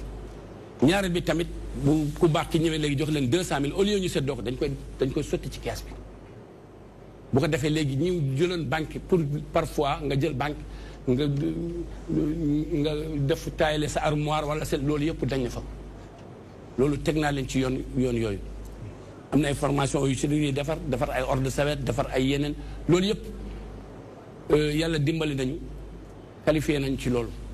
ndax bu ngeen àndoon yéen ñëpp di def lii di ngeen tal xëccoo xiiroo ŋaayoo comme ni ñu ko nemmee ko ci ay entre responsable yéen ñu dëkkee ci yemal. waaw xëccoo ak ŋaayoo bi xam nga adduna suñu borom moo sakk Muhammad sallallahu alayhi wa sallam ku fiy noyyi rek ngir moom moo tax nga noyyi kooku sax am na jafe-jafe donc koo gis ñu joxoon na rek xamal ne am na loo tekki ku tekkiwul dara kenn du la joxoon donc dama koy sante yàlla ma xam ne loolu yàlla moo ma ko man maa ko sabablu yàlla jox ma ko donc nag xeccoo ak ŋaayoo bi du dara parce que bu ma la waxee Yeumbeul Nord am na 58 comités sur les 58 ñetti nit ñoo taxaw ne man waruma nekk waruma am mais loolu dama koy sante yàlla parce que ñëpp bu ne gonga rek dana am lu la gàllankoor. d'accord très bien Mbaye Sène. xam nga monsieur Tall. man su ma la déggee ngay wax sànq ba tey. man wax ji duma ko comprendre parce que wax nga léegi ne ñun ñëpp yonent yàlla Muhammad sallallahu alayhi wa sallam moo tax ñuy dund. loolu wax nga ko waaye nag yéen da ngeen jiite fii da ngeen jiite te nag ñu gis nii problème bi fu ne la APR moom problème bi fu ne la du ma ne sax APR damay gën a xóotal ne Benno Bokk Yaakaar problème bi fu ne la. yaa ngi wax sànq ne dekkal ngor nga commencé ànd ak nga xamante ne mooy président Macky Sall xam nga programme mu dekkal ngor dafa mel nii dafa changé parce que diggante 2009 ba 2018 bii ñu nekk nii la ñu waxoon ci dekkal ngor yëpp gisuñ ko ña àndoon ak président Macky Sall dekkal ngor sax chaque 2 jours 3 jours nga dégg leen ñu génn kaas na ñun ba ñuy ànd ak président duñ pousse indi ay transhumants teg seen wet yaa ngi wax léegi ne Pape Ousmane laaj na la ne la lan nga apporter sa commune nga ne du yow yaa looy wax li ngay def doo ko wax sa commune mais yow lañ def 3e adjoint au maire ñaare def 3e adjoint au maire dañ la fa teg pour nga indi leen quelque chose. lan lañ kon lan nga fa. dafa ne lan laa defal nit ñi la wax. waaw defal nit ñi waaw nit ñi kañ ñoom ñoo la fa teg. nit ñi kañ mooy askan bi. askan bi ñoom ñoo la fa teg. wax naa ko li ma defal askan bi. waaw dégg xam nga tey non li nga defal askan bi ay lekkat ak affaire yooyu nga ñu wax ñun xamuñ loolu. xam lan lañ bëgg a xam. mooy li nga xamante ne mooy lekkat ay lekkat ak fi ñuy cotiser ak affaire yi xam ñu lan lañ bëgg a xam. en terme d' infrastructure. en terme de dette defal leen ba xam nga nit ki soo koy doo ko may chaque jour. da koy jàngal wàllu da nga koy jàngal lu ñuy nappee. mais dama jàpp ni monsieur Tall yéen seen discours yéen ñëpp da ngeen koy basé trop ci noonu ñun duñ def président mooy def te président teg leen fii ngeen jël baatu askan wi doo leen defal seen discours man laa comprendre.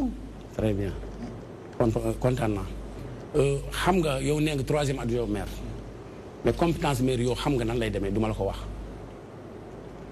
comme yow xam nga yaa ma laaj man je suis 3e adjoint maire boo nekkoon 1er adjoint maire aussi bi dafa am ku jiitee dafa am kuy signé dafa am kuy joxe man ci li ma mun ak li ma am laa mën a def mais bu ma nee li maire yore dama koy nangu jox ko nii wala def loolu du mën a nekk booba déglu rek dama la expliqué waaw déglu si loolu nga ma wax parce que da nga ne nan laa defal je suis adjoint maire man nee naa la man ci li ma mun ci li ma daanu sama doole loolu laa ci mën a dimbale mais li ci des ak fu sama compétence yam parce que koo gis nit boo defee loo munul rek boo tuddee doo nelaw donc man damay politique mais damay def li nga xam ne lii laa mun li mu mun nag maa ngi koy def li mu mun nag maa ngi koy jëf du dëgg li ci des li nga wax ñun mosuñu xaar président parce que man mosuma taxaw ñaan président wala wax ak président man li may def duma ci xaar kenn ci 52 li ma ci war a def sama kër foofu mooy 16 bi yëmbal 52 mosuma ci xaar kenn li ma ci war ci def dama koy def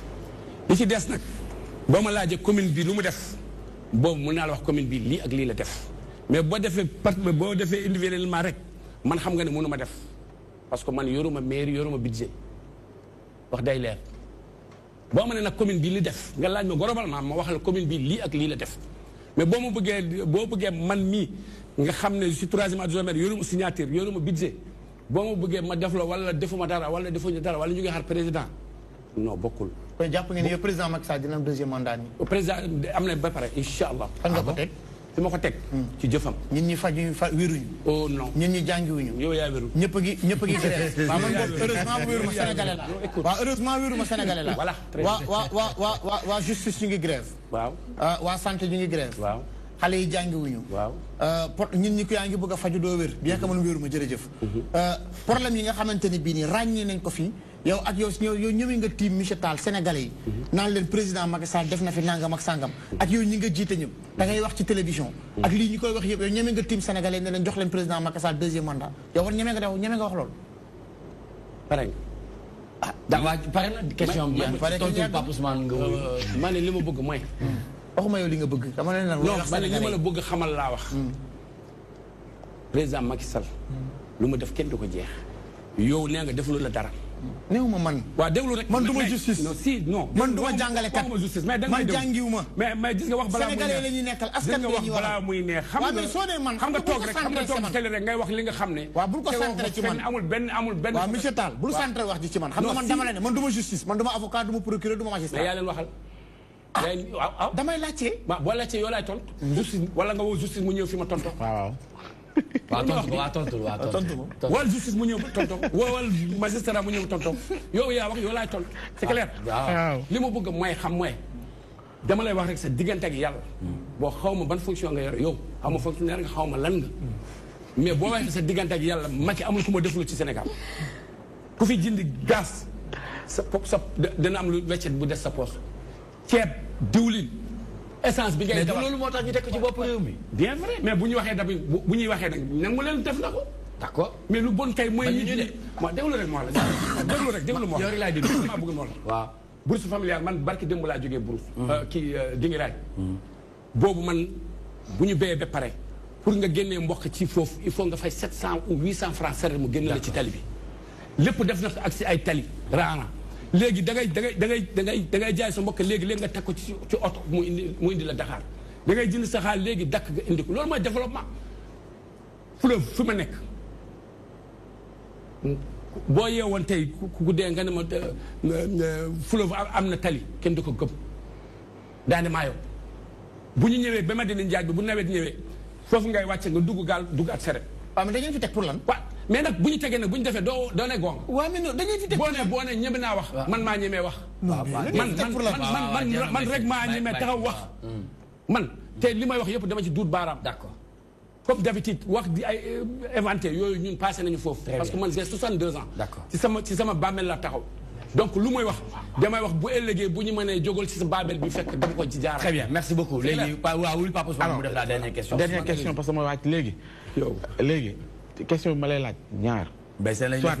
dama lay bàyyi nga tontu ci ñàkk a déggoo bi ñu wax ni dafa am sa diggante ak maire ba fa nekk ba jur coow li wala mu bàyyi la nga wax ci lenn loo xamante ni sànq laal nga ko muy waa Dande Maayo nga xamante ni ci île la ñu dëkk ña fa dëkkee seen i doom dañuy toog ba am 12 ans soog a am këyit parce que tout simplement foofu noonu ndox la amuñu possibilité dem ak ñëw ma bàyyi la nga def benn appel. d'accord bu fekkee ni ci ñaari bi nga jàpp ni moo ci ëpp njëriñ nga tontu ci. ñoo ñaar yëpp am na njëriñ.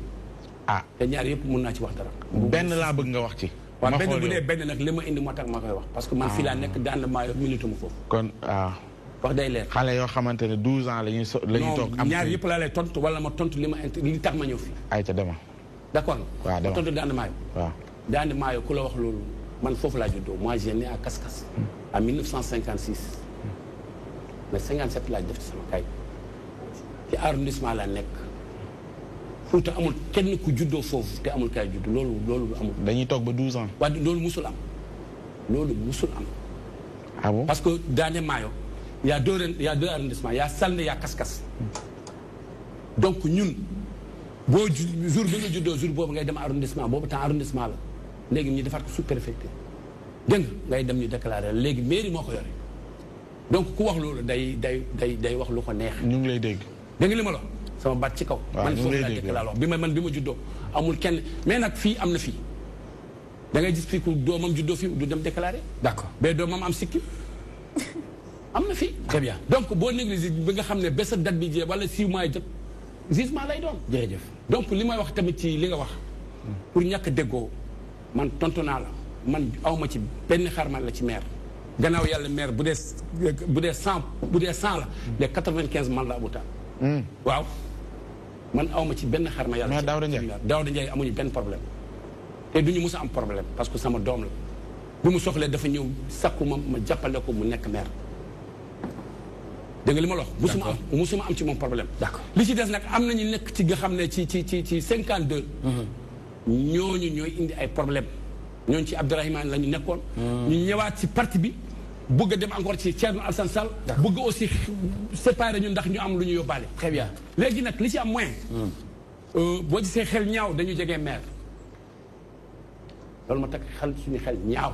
jërëjëf ñu ngi lay sant dinañ ci dellu si waat léegi nii incha allah monsieur Abou Tall muy coordonnateur de la zone Yeumbeul Nord troisième adjoint au maire de Yeumbeul li ñu nekk di waxtaanee jëm ci APR commune Yeumbeul Nord entre tension division et manque de perspective mu nekk lu am solo ñu àndoon ci ak Papa Ousmane Cissé moom mi nga xamante ne dafa wàcc dem préparer li nga xamante ne mooy xibaaru mbarax bi ginnaaw xam nañ ne Modou Mbacké jamono ji mu ngi foofu ca Touba moom ak Aboulaye Ndiaye ñu ngi leen di jaajëfal bu baax di leen nuyu très rapidement ban jàngat nga am ci waxtaan bi nga xamante ne jot nañ ko seq léegi nii ak waa pouvoir muy monsieur Abou Tall en tant que artiste di citoyen di porteur de voix gis-gis bi lan la gis-gis bi mooy maanaam lépp ñëpp lu ne ku ne dacaane kon duñ ko petoo dañ ko war a pencoo d'accord waruñu koo pàccoo aussi waruñu koo pàccoo aussi mooy comme li kii wax maanaam bu ñu la falee ngir askan wi da nga war a liggéey ngir askan wi d'accord waaye waroo liggéey ngir say militant wala say nit yoo xamante ni maanaam yow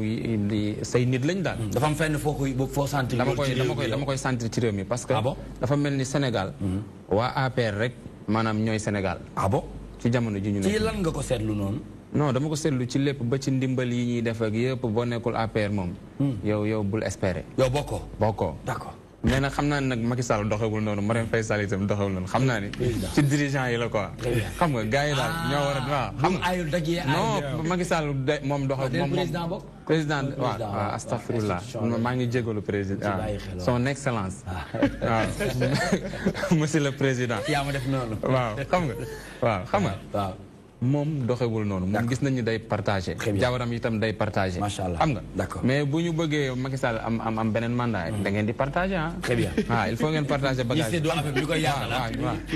très bien merci beaucoup Barzane dinañ ci ñëwaat léegi nii incha allah ànd ak Abou Tall ba tey ndax ñu ngi ànd ak Baye Sène l'international nga xamante ne ci wàllu politique aussi am na ci ay xalaat bu baax a baax moom it dinañ ci waxtaan ak moom bu baax Papa Ousmane on te remercie et puis on se retrouve lundi incha allah bu neexee yàlla tout de suite, bien sûr, une petite page de pub et retour dans toi-même, tu sais.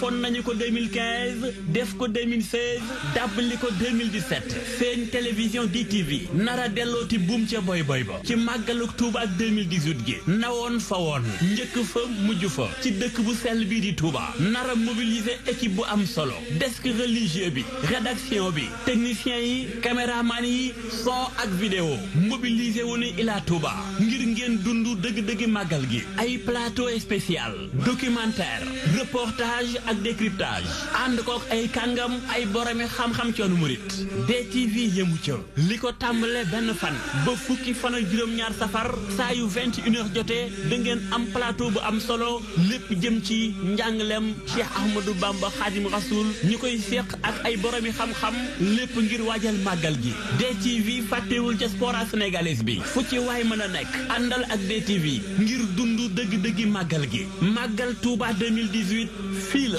ci seen télévision DTV.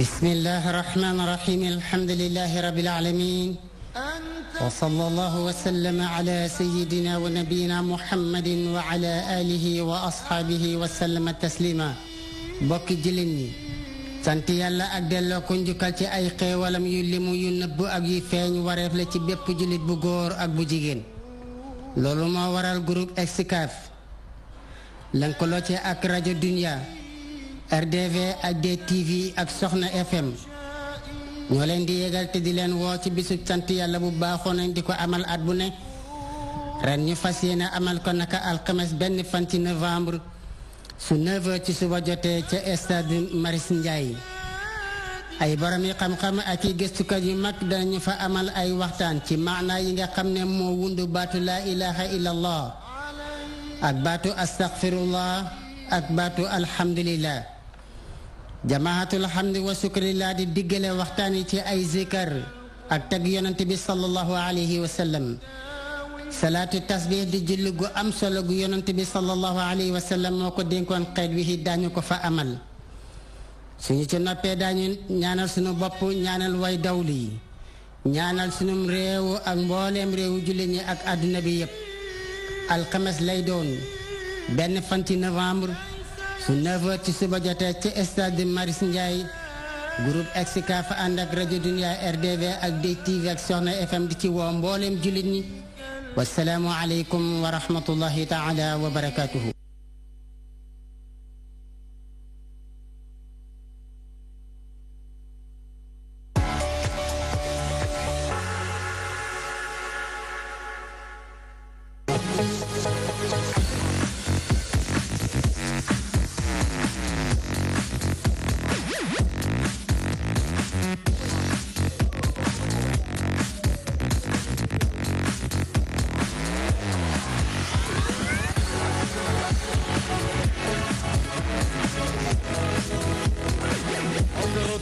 Pour la deuxième manche dans Toi-même tu sais, le rendez-vous incontournable Toi-même tu sais yaa ma gën a xam wala maa la gën a xam lu mu ci munti doon ñu waxtaanee ko sur ce plateau ndax Sénégal rek ñu tax a jóg réew moo xamante ne kenn du ko pàccoo dañ koy pencoo loo ci munti gis ñu waxtaanee ko di remercier les Sénégalais de l'extérieur de la diaspora qui nous suivent grâce à l'application DTV Sénégal ou le site internet www.dtv.sn Sanga TV partenaire de la DTV di leen fàttali ba tey ñu ngi ci promotion bu am solo bi nga xamante ne à la place de 10 000 francs c'est 8 000 francs jusqu'au 31 octobre 2018 pour les 2 mois ndax xam nañ ne weer bu jot da ngay fay junni waaye dañ la defal promotion ngir màggal Tuuba bi ñu ne ñaari dinañ la may ñeenti téeméer ci li nga xamante ne moom mooy ñaari junni di leen fàttali abonnement bi décodeur bi mu ngi jar 25 000 francs CFA boo ko jëndee ñu jox la décodeur jox la carte SFR chaîne sénégalaise yi moom doo ko fay c'est en gratuité même boo fayul sax da ngay mën a seetaan toutes les chaînes sénégalaises yi nga xamante ne ñoo nekk ci bouquet TNT by Excaf waaye junni ngay fay weer bu jot ngir nga mën a seetaan les autres chaînes jëm ci wàllum divertissement dessin animé ba ci religion lépp rek ci bouquet TNT by Excaf am nañu chaîne bu bees bu ñu leen génneel muy Théâtre TV nga xamante ne lépp lu jëm ci wàllum théâtre dafa nekk ci bouquet TNT by Excaf. On est toujours en compagnie de Koura Bokoum, esthétique, beauté et bien-être. Tey nag moo war a waxtaanee les bienfaits de l'eau pendant la période de chaleur. C'est important ngir mu sensibiliser ci encore une fois parce que ñu ngi jëm ci Magal Touba. L'international Mbaye Sène, administrateur Sport Inter, qui prépare le lancement le 10 novembre 2018 foofu ci hôtel Fleur de Lys. ñu ngi ànd ak ba tey Abou Tall, coordonnateur de la zone Yeumbeul Nord, troisième adjoint au maire de Yeumbeul. Notre artiste invité s'appelle Barzan, de son vrai nom Mortala Diaw, natif de Saint-Louis. Jamono ji mu ngi yeewoo foofu ca Kër Massar. Tey nag mu ñëw indil ñu album bi nga xamante ne mu am solo, composé de 7 titres, mais album bu mucc ay boo xamante ne dinañ ci fekk ay diversité musicale tout simplement ndax sàkku ngërëm la wax te kuy sàkku ngërëm moom defe naa da ngay dem ca kaw ca kanam ci lu baax. Léegi dañuy ànd ak Koura Bokoum dans esthétique, beauté et bien-être. C'est maintenant.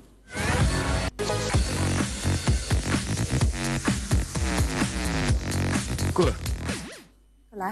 sañ seekiti nga de. xam nga ku la tagal tag li yëpp ci safar bi 16e jour. tey mooy 16e. suba samedi muy 17 ñu jëm nag ci bés bu mag bi muy dimanche 18. effectivement ñëpp xam nañ ne xew-xew bi lenn rek la muy grand magal de Touba. màggal gi yegsi na mu tombeek période boo xamante ne di jógee fu nekk si àddina bi di dem Touba. population bi di gën a danse. tàngaay bi di gën a yokk. moo tax tey damay conseil damay jox ay damay indi samay conseil yoo xamante ne jox askan wi. pour ñu mën a sukkandiku ci loolu mën a am bien-être. parce que Nicolas ñëpp xam nañ ni tàngaay bi day tax nit ñi dañuy ñàkk. te li ñuy ñàkk dafay bëri. te booy ñàkk da ngay génn ndox ci sa yaram. te ndox boobu ngay génn ci sa yaram daf lay affaiblir loo. day tax da ngay déshydraté. moo tax dañu war di naan beaucoup d'eau. il faut que ñuy pour bañ a déshydraté Nicolas effectivement parce que waruñu xaar ba mar war a naan ndox. dañu war di naan ndox tout le temps boo génnee si bedd mi. Nicolas poussière baa ngi fi naaj bi le soleil tape fort. gasoil bi yëpp xam nañu produit chimique bi nekk ci gasoil bi baaxul ci doomu aadama yi te dañu war di sax sol yére yoo xamante ne c'est en coton pour mën a aspirer ñàkk bi ñuy ñàkk. boobu wala doo wax Nicolas. loolu noonu dafay indi problème sax ci suñu peau. D'accord. Non seulement baaxul ci suñu santé parce que rhume dina la yomb mais dafay dem ba boucher pores yi nga xamante ne moo nekk ci sa peau.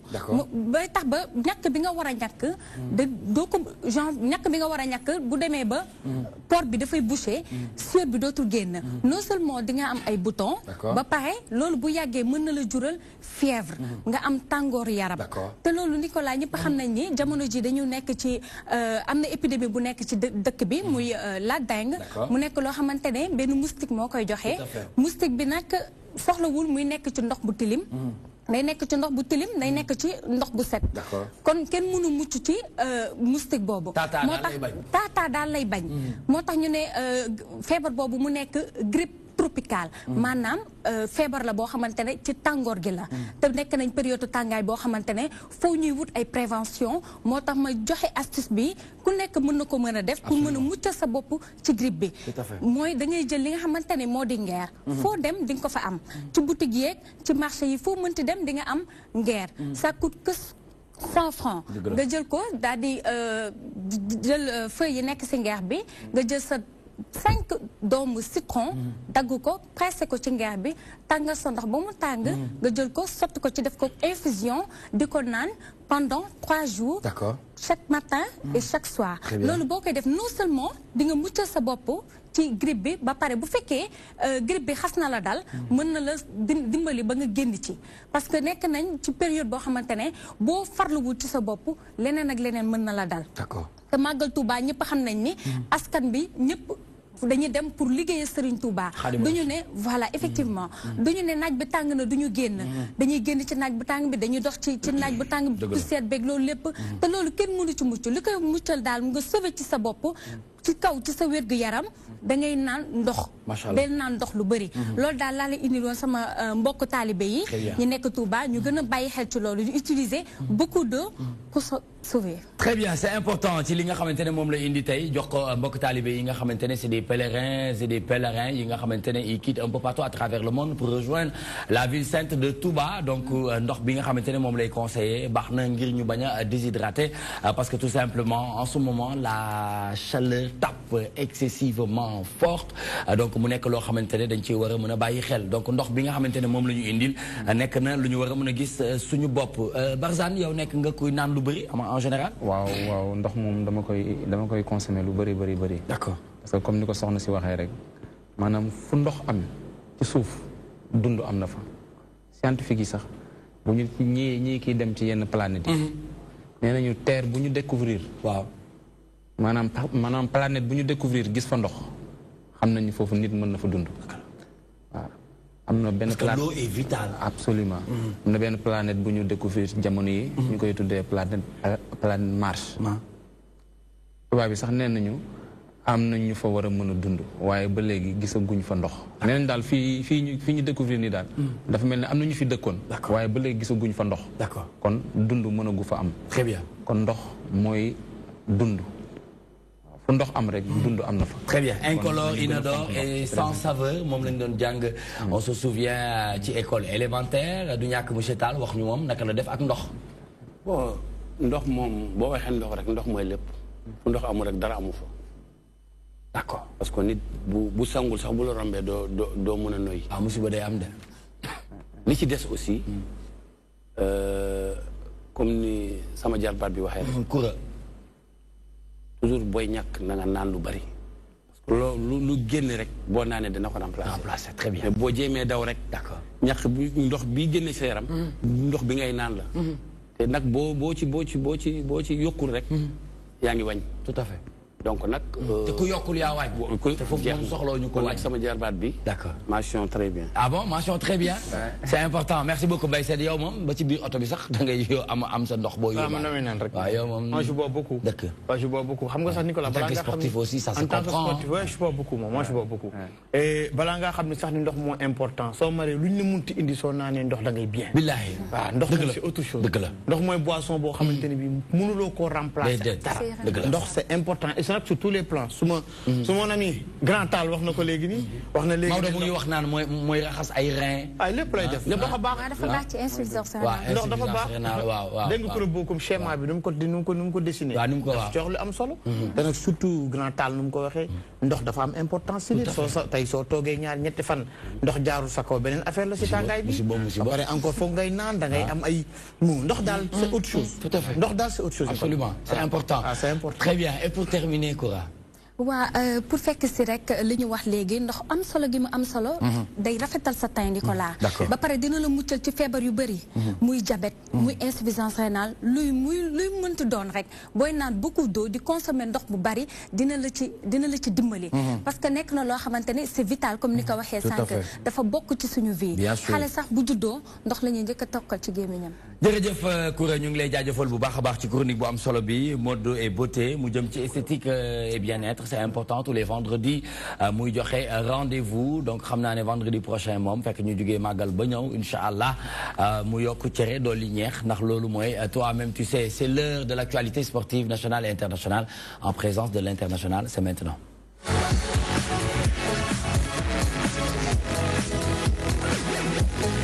Nous démarrons l'actualité sportive avec le basketball NBA, affiche de cette nuit. Effectivement, on va donner les affiches de cette nuit.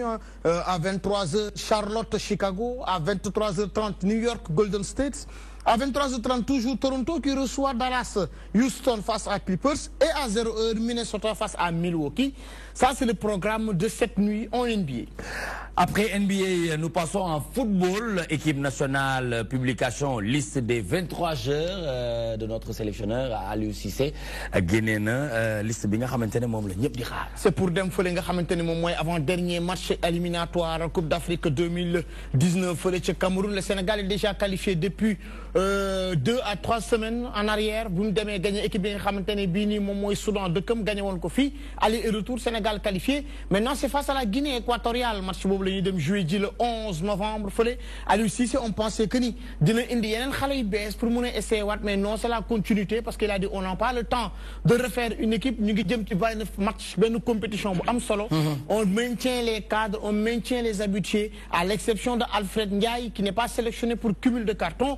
Mais la surprise c'est sur le côté gauche. Sabali est toujours présent mais Adama Mbengue n'est pas venu cette fois-ci, remplacé par le sociétaire de l'OGC Nice. En l'occurrence Racine Kouli qui a joué les 2 matchs, le Soudan aller comme au retour. Loolu mooy li nga xamante ni moom mooy nouveauté yi. Kii nekk fi Alfred ñëwul Assane Diouf moom moo ko remplacé pour Saint-Étienne, c'est un revenant mais toujours ce sont les mêmes personnes qui sont appelées par le coach Aliou Cissé. Après football équipe nationale du Sénégal ñu leen di ñaanal ndam bu kawe seen njott ndax xam nañu ne ñu ngi góorgóorlu bu baax a baax ànd ak seen sélectionneur national muy Aliou Cissé.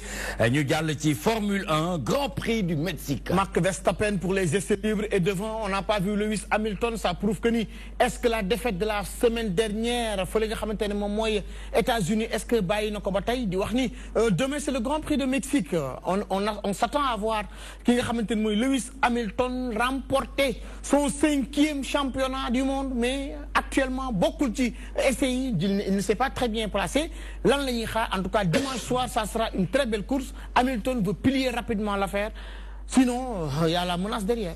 Très bien, et nous allons terminer avec le championnat, les championnats européens. France, le choc Marseille-PSG. Épargne, Espagne, le Classico, Barcelone, Real de Madrid. Tenu en échec au stade Vélodrome par cette équipe du Napoli, à la dernière minute, Angel Di Maria a délivré les siens. Un magnifique but face au Napoli de Carlo Ancelotti et de Kalidou Koulibaly dans la foulée qui a réalisé un match extant. On attendait toujours de voir Cristiano Ronaldo, le natif de Madère, le père de Cristiano Junior, face à Lionel Messi, le natif de Rosario, le père de Thiago. Mais cette fois-ci, il n'y aura pas de Messi qui est blessé pour 3 semaines. Il n'y aura pas de Cristiano Ronaldo qui a quitté le Real de Madrid pour la Juventus de Turin. Ça sera en tout cas un match, on dit qu'il n'y aura pas cette saveur naturelle, mais il n'y aura pas cette électrique. Il n'y aura pas ce duel électrique, mais il faut reconnaître que le Real de Madrid face au Football Club de Barcelone reste toujours un match magnifique. Et ça sera au Camp Nou. Sans Lionel Messi, Cristiano Ronaldo parti à la Juventus de Turin,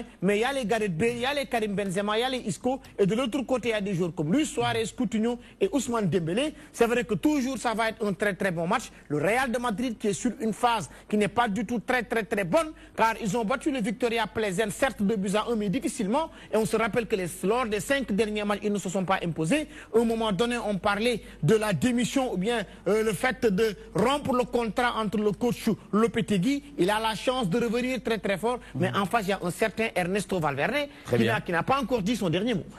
Voilà, très bien. C'était en compagnie de l'international Mbaye qui prépare le grand lancement de 10 novembre 2018 Fofoutia, hôtel Fleur de Lys, c'est toujours avec l'administrateur e-sport Inter. C'est important. Ce sera un grand rendez-vous parce que tout simplement, il y aura des icônes de pratiquement tous les secteurs. De le Bob Dylan de la musique africaine. Muy Ismaël Lo, dina fa nek inshallah mom mi nga xamantene tay nak mom mo invité won agn ma demone fofu ak maman Afa Diallo maa ngi leen di nuyu bu baax di leen sargal di leen jaajëfal ak maman Véro. Barzane, perspective projet lan la ñu mën a xaar après un album composé de 7 titres nga génne ko en 2018 pour quelqu'un qui a démarré sa carrière en 2007. waaw li ñu mën a xaar ci man mooy nañu comme ni Barzane day doog a tàmbali maanaam li nekk ci biir moo ëpp li mu waneegum kon sénégalais yi nañu xaar ni Barzane a ngi ñëw. D'accord. waaw te mu ngi ñëw yegg si na ba noppi. waaw album bi sotti na. titre la album bi sotti na sàkk ngërëm. waaw léegi nag ban yegg si nga bëgg te yow alaaji léegi kay fu mu toll nii ñuy wax projet bi naka ngay dérouler promotion wu album bi ndax da nga am ay endroit yoo war a jouer ndax dafa am concert boo war a def soirée et cetera. loolu la ñuy xaar màggal gi xam naa ni bu jàllee ñu ngi préparé def benn Sorano. d'accord waaw jàppaguñu date bi nag mais dañuy bàyyi ba màggal gi jàll. incha allah ñuy ñu waxtaan ci ñu xool ñu ciy liggéeyee ñu jàpp ci. amul benn problème amul benn problème. àdduna amul solo. amul benn très bien problème sa kàddu bu mujj lan la. sama kàddu bu mujj mooy jërëjëf Serigne Touba. jërëjëf yow mi ko wax jërëjëf borom Touba jërëjëf Cheikh Ahmadou Bamba Khadim Rasoul. di ñaanal ñëpp dem ci jàmm ñëw ci jàmm di ñaanal Serigne Mountakha Mbacké mu yàgg fi loolu te ànd ak wér. di ñaanal itam sama Serigne sama yaakaar Cheikh Ahmadou Kara Mbacké Noreyni. ndeysaan mu yàgg fi loolu te ànd ak wér waaw jàkkara mu yàgg fi loolu te ànd ak wér waaw di ziar nag suñu waa kër waaw ku ci mel ni waa Kër Massar waa Kër Massar waa Kër Massar yëpp maa ngi leen di ziar waa Jaxaay waa Malika waa ñëpp maa ngi leen di ziar bu baax a baax fàttewuma kenn di ziar sama nijaay ak soxnaam nijaay daara ak soxna Ñime Ngom doomam Mamati Ndiaye ak ñi ma jàppale nag d'accord ñëpp maa ngi leen di ziar ñëpp waaw di ziare Biram sama tëggkat xam nga ak ñëpp daal ku lim da ngay jum mais maa ngi ziar ki nga àndal nu mu tudd ki la gunge waaw gis nga ki ma gunge mi ngi tudd Pape Samba Bazonga Pape Samba Bazonga waaw Pape Samba Bazonga Pape Samba Bazonga maa ngi lay gërëm di la sant waaw fii di la gërëm di la sant ci taxawaay bi ak sa tata Marème Diagne maa ngi koy bëggee bu baax a baax mët na sëkk jërëjëf ñu ngi lay sant di la gërëm bu baax di la jox rendez-vous très prochainement inchallah il s'appelle Mortala Diaw de son vrai nom natif de Saint-Louis ñu gën ko xamee ci Barzane génnee na album tuddee ko Sakko Ngërëm en 2018 composé de 7 titres muy album bu am solo def na ci benn vidéo muy sant Cheikh Ahmadou Bamba Khadim Rasoul ndax xam nga ni jamono ji ñëpp a ngi daw di wuti foofu nga xamante ne mooy bërëb bu tedd bi muy Touba Mbacké dañuy bàyyi monsieur Abou Tall en tant que coordonnateur de la zone Yeumbeul Nord 3e adjoint au maire de Yeumbeul mu def un message à l'endroit des Sénégalais qui nous regardent ici et d'ailleurs c'est quoi le message monsieur Tall. bon sama message avant tout borom kër gi ki créé woon kër gi maa ngi koy ñaanal yàlla Alaaji Ben Bass Diagne yàlla na ko yàlla le grand visionnaire de l'Afrique parce que gis nga nit man dégg naa ay jéego am ba muy dund kooku du nit te man boo soxorul boo gisee julli di def lu baax war nga ko ñaanal waaw moom de maa ngi koy ñaanal yàlla na ko yàlla xare la mu teel a dem àjjana yu gën a kawe la mu teel a dem daal la ñuy jooy ba tey bon man li may wax rek li wala fii di wax rek ku jiite rek ñu ne la nangam wala nangam waaw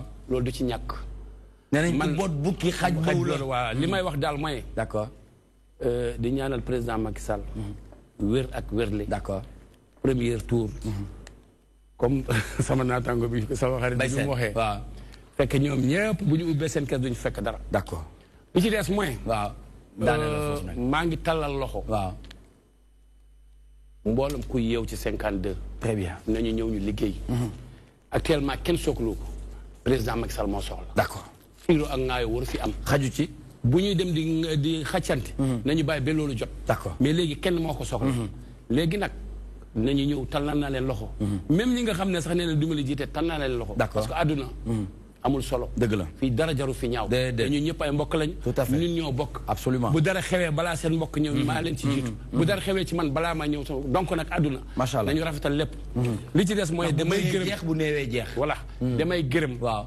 foofu ngay daane leen sama kilifa samay kilifa waaw waaw di gërëm moom nga leen non Babel Pam acca mooy coordinateur Yeumbeul 52 d'accord ak Issa Diak très bien ak coordinatrice Dieyna Ba lii jërëjëf jël naa niveau bi yëpp ak ngërëm bi yëpp teg na pour jigéen ñi jërëjëf sama secrétaire waaw comment dire Ndeye Maram waaw ak sama doom bi ma indi bi ma waxee kii bi mu ne ma man maa lay yóbbu Papa Aline Kébé Dia maa ngi koy ñaanal longue vie amiin yàlla ubbil ko xewel amiin yaa rabbi sama doom la jërëjëf sama xarit la dëgg la donc nit bu lay defal lu baax waaw da nga koy ñaanal mu yokk bien sûr parce que bu yokkee rek nga yokk day baax jërëjëf te bëgg naa aussi fii waaw gannaaw tey waaw kii moom sama xol la bu yàgg waaw mais li ci des aussi waaw kër gi waaw bool naa ko ci sama itte d'accord bool naa ko ci sama kër très bien maa ngi leen di ñaanal looy def boo ñëwee fii rek ñu fa maa ngi leen di ñaanal yàlla très bien ci kanam ci kanam amiin ci kanam amiin yaa rabbi kii nag man tamit maa ngi koy ñaanal soxna Koura am nga borom kër da nga ko bëgg ñaareel yàlla la ko yàlla may da nga ko bëgg ñaareel déet man léegi passé naa foofu ci télé nga nekk kon da nga ko bëgg ñetteel passé naa foofu kon nga bëgg ñetteel bu ma booleeg àdduna kon da nga ko bëgg ñetteel kon da nga bëgg ñetteel kii dama koy ñaanal d'accord parce que macha allah waxam am na yar am na teggin parce que nit bu toogee rek ci nu muy waxee rek ngay xam ne ci lu mu doon jërëjëf donc ñu ngi lay ñaanal yàlla tamit mu ngi fi gëm sa bopp boo gëmee sa bopp rek pas faama xale yi daal laa ko bëgg may bu nekkee bëgg na ñetteel aw ba jee ngi fi abiso ngi fi kura ngi fi kii tamit jërëjëf kii tamit kii foo ma ñaanal kii dama koy ñaanal dama koy ñaanal. waaw très bien. parce que am nga lu tax. merci parce que lu muy wax. dëgg la ci xam-xam la. xam-lam la ko teg de. te dina waxaat ne bu ñu def fekkaate fi déwén. jërëjëf yàlla dina ko yokk ba mu yokk. incha allah amiin yaa rabbal alamin merci beaucoup monsieur Abou Tall ñu ngi lay sant di la gërëm bu baax a baax. di remercier Barzak di remercier Mbaye Sène di remercier bu baax Koura Bokoum et mention spéciale à toute l'équipe de production mi nga xamante ne ñoom la ñu àndaloon ci liggéey bi di def jaajëf di ko defal tirer chapeau kooku mooy Fama Badji Badji joolaa bu mag bi ñu ngi koy sant di ko gërëm bu baax a baax a baax a baax du ñu fàtte nag ministre des forces armées muy monsieur Augustin Tine waaw non forces armées moom xam nga Fama waxuma la forces armées rek ah Fama mooy garde à vous ñëpp ñu lay def Pape Ousmane Cissé ci xibaaru mbarax bi programme bi continue di wéy sur la magie de toutes les télévisions sénégalaises programme bi di gën a yaatu ndax màggal Touba man maa ngi nii suba ma takk dem ngir jox leen ay direct ndax dañoo indi ay appareil machine yu bees tax foo taxaw def direct jërëjëf Peter bonsoir et bon week-end portez-vous bien d'ici là merci.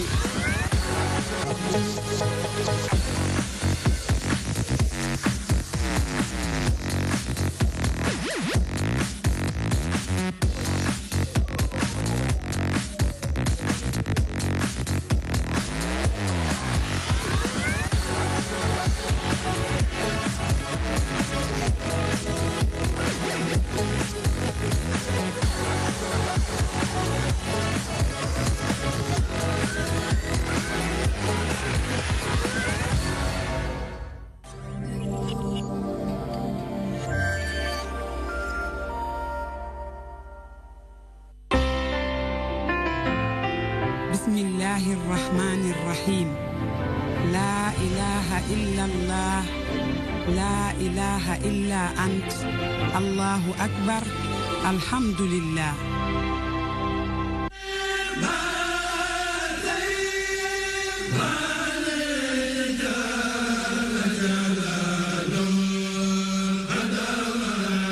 defoon nañu ko 2015 def ko 2016 dàbbali ko 2017 seen télévision DTV nara dellooti buum ca boy boy ba ci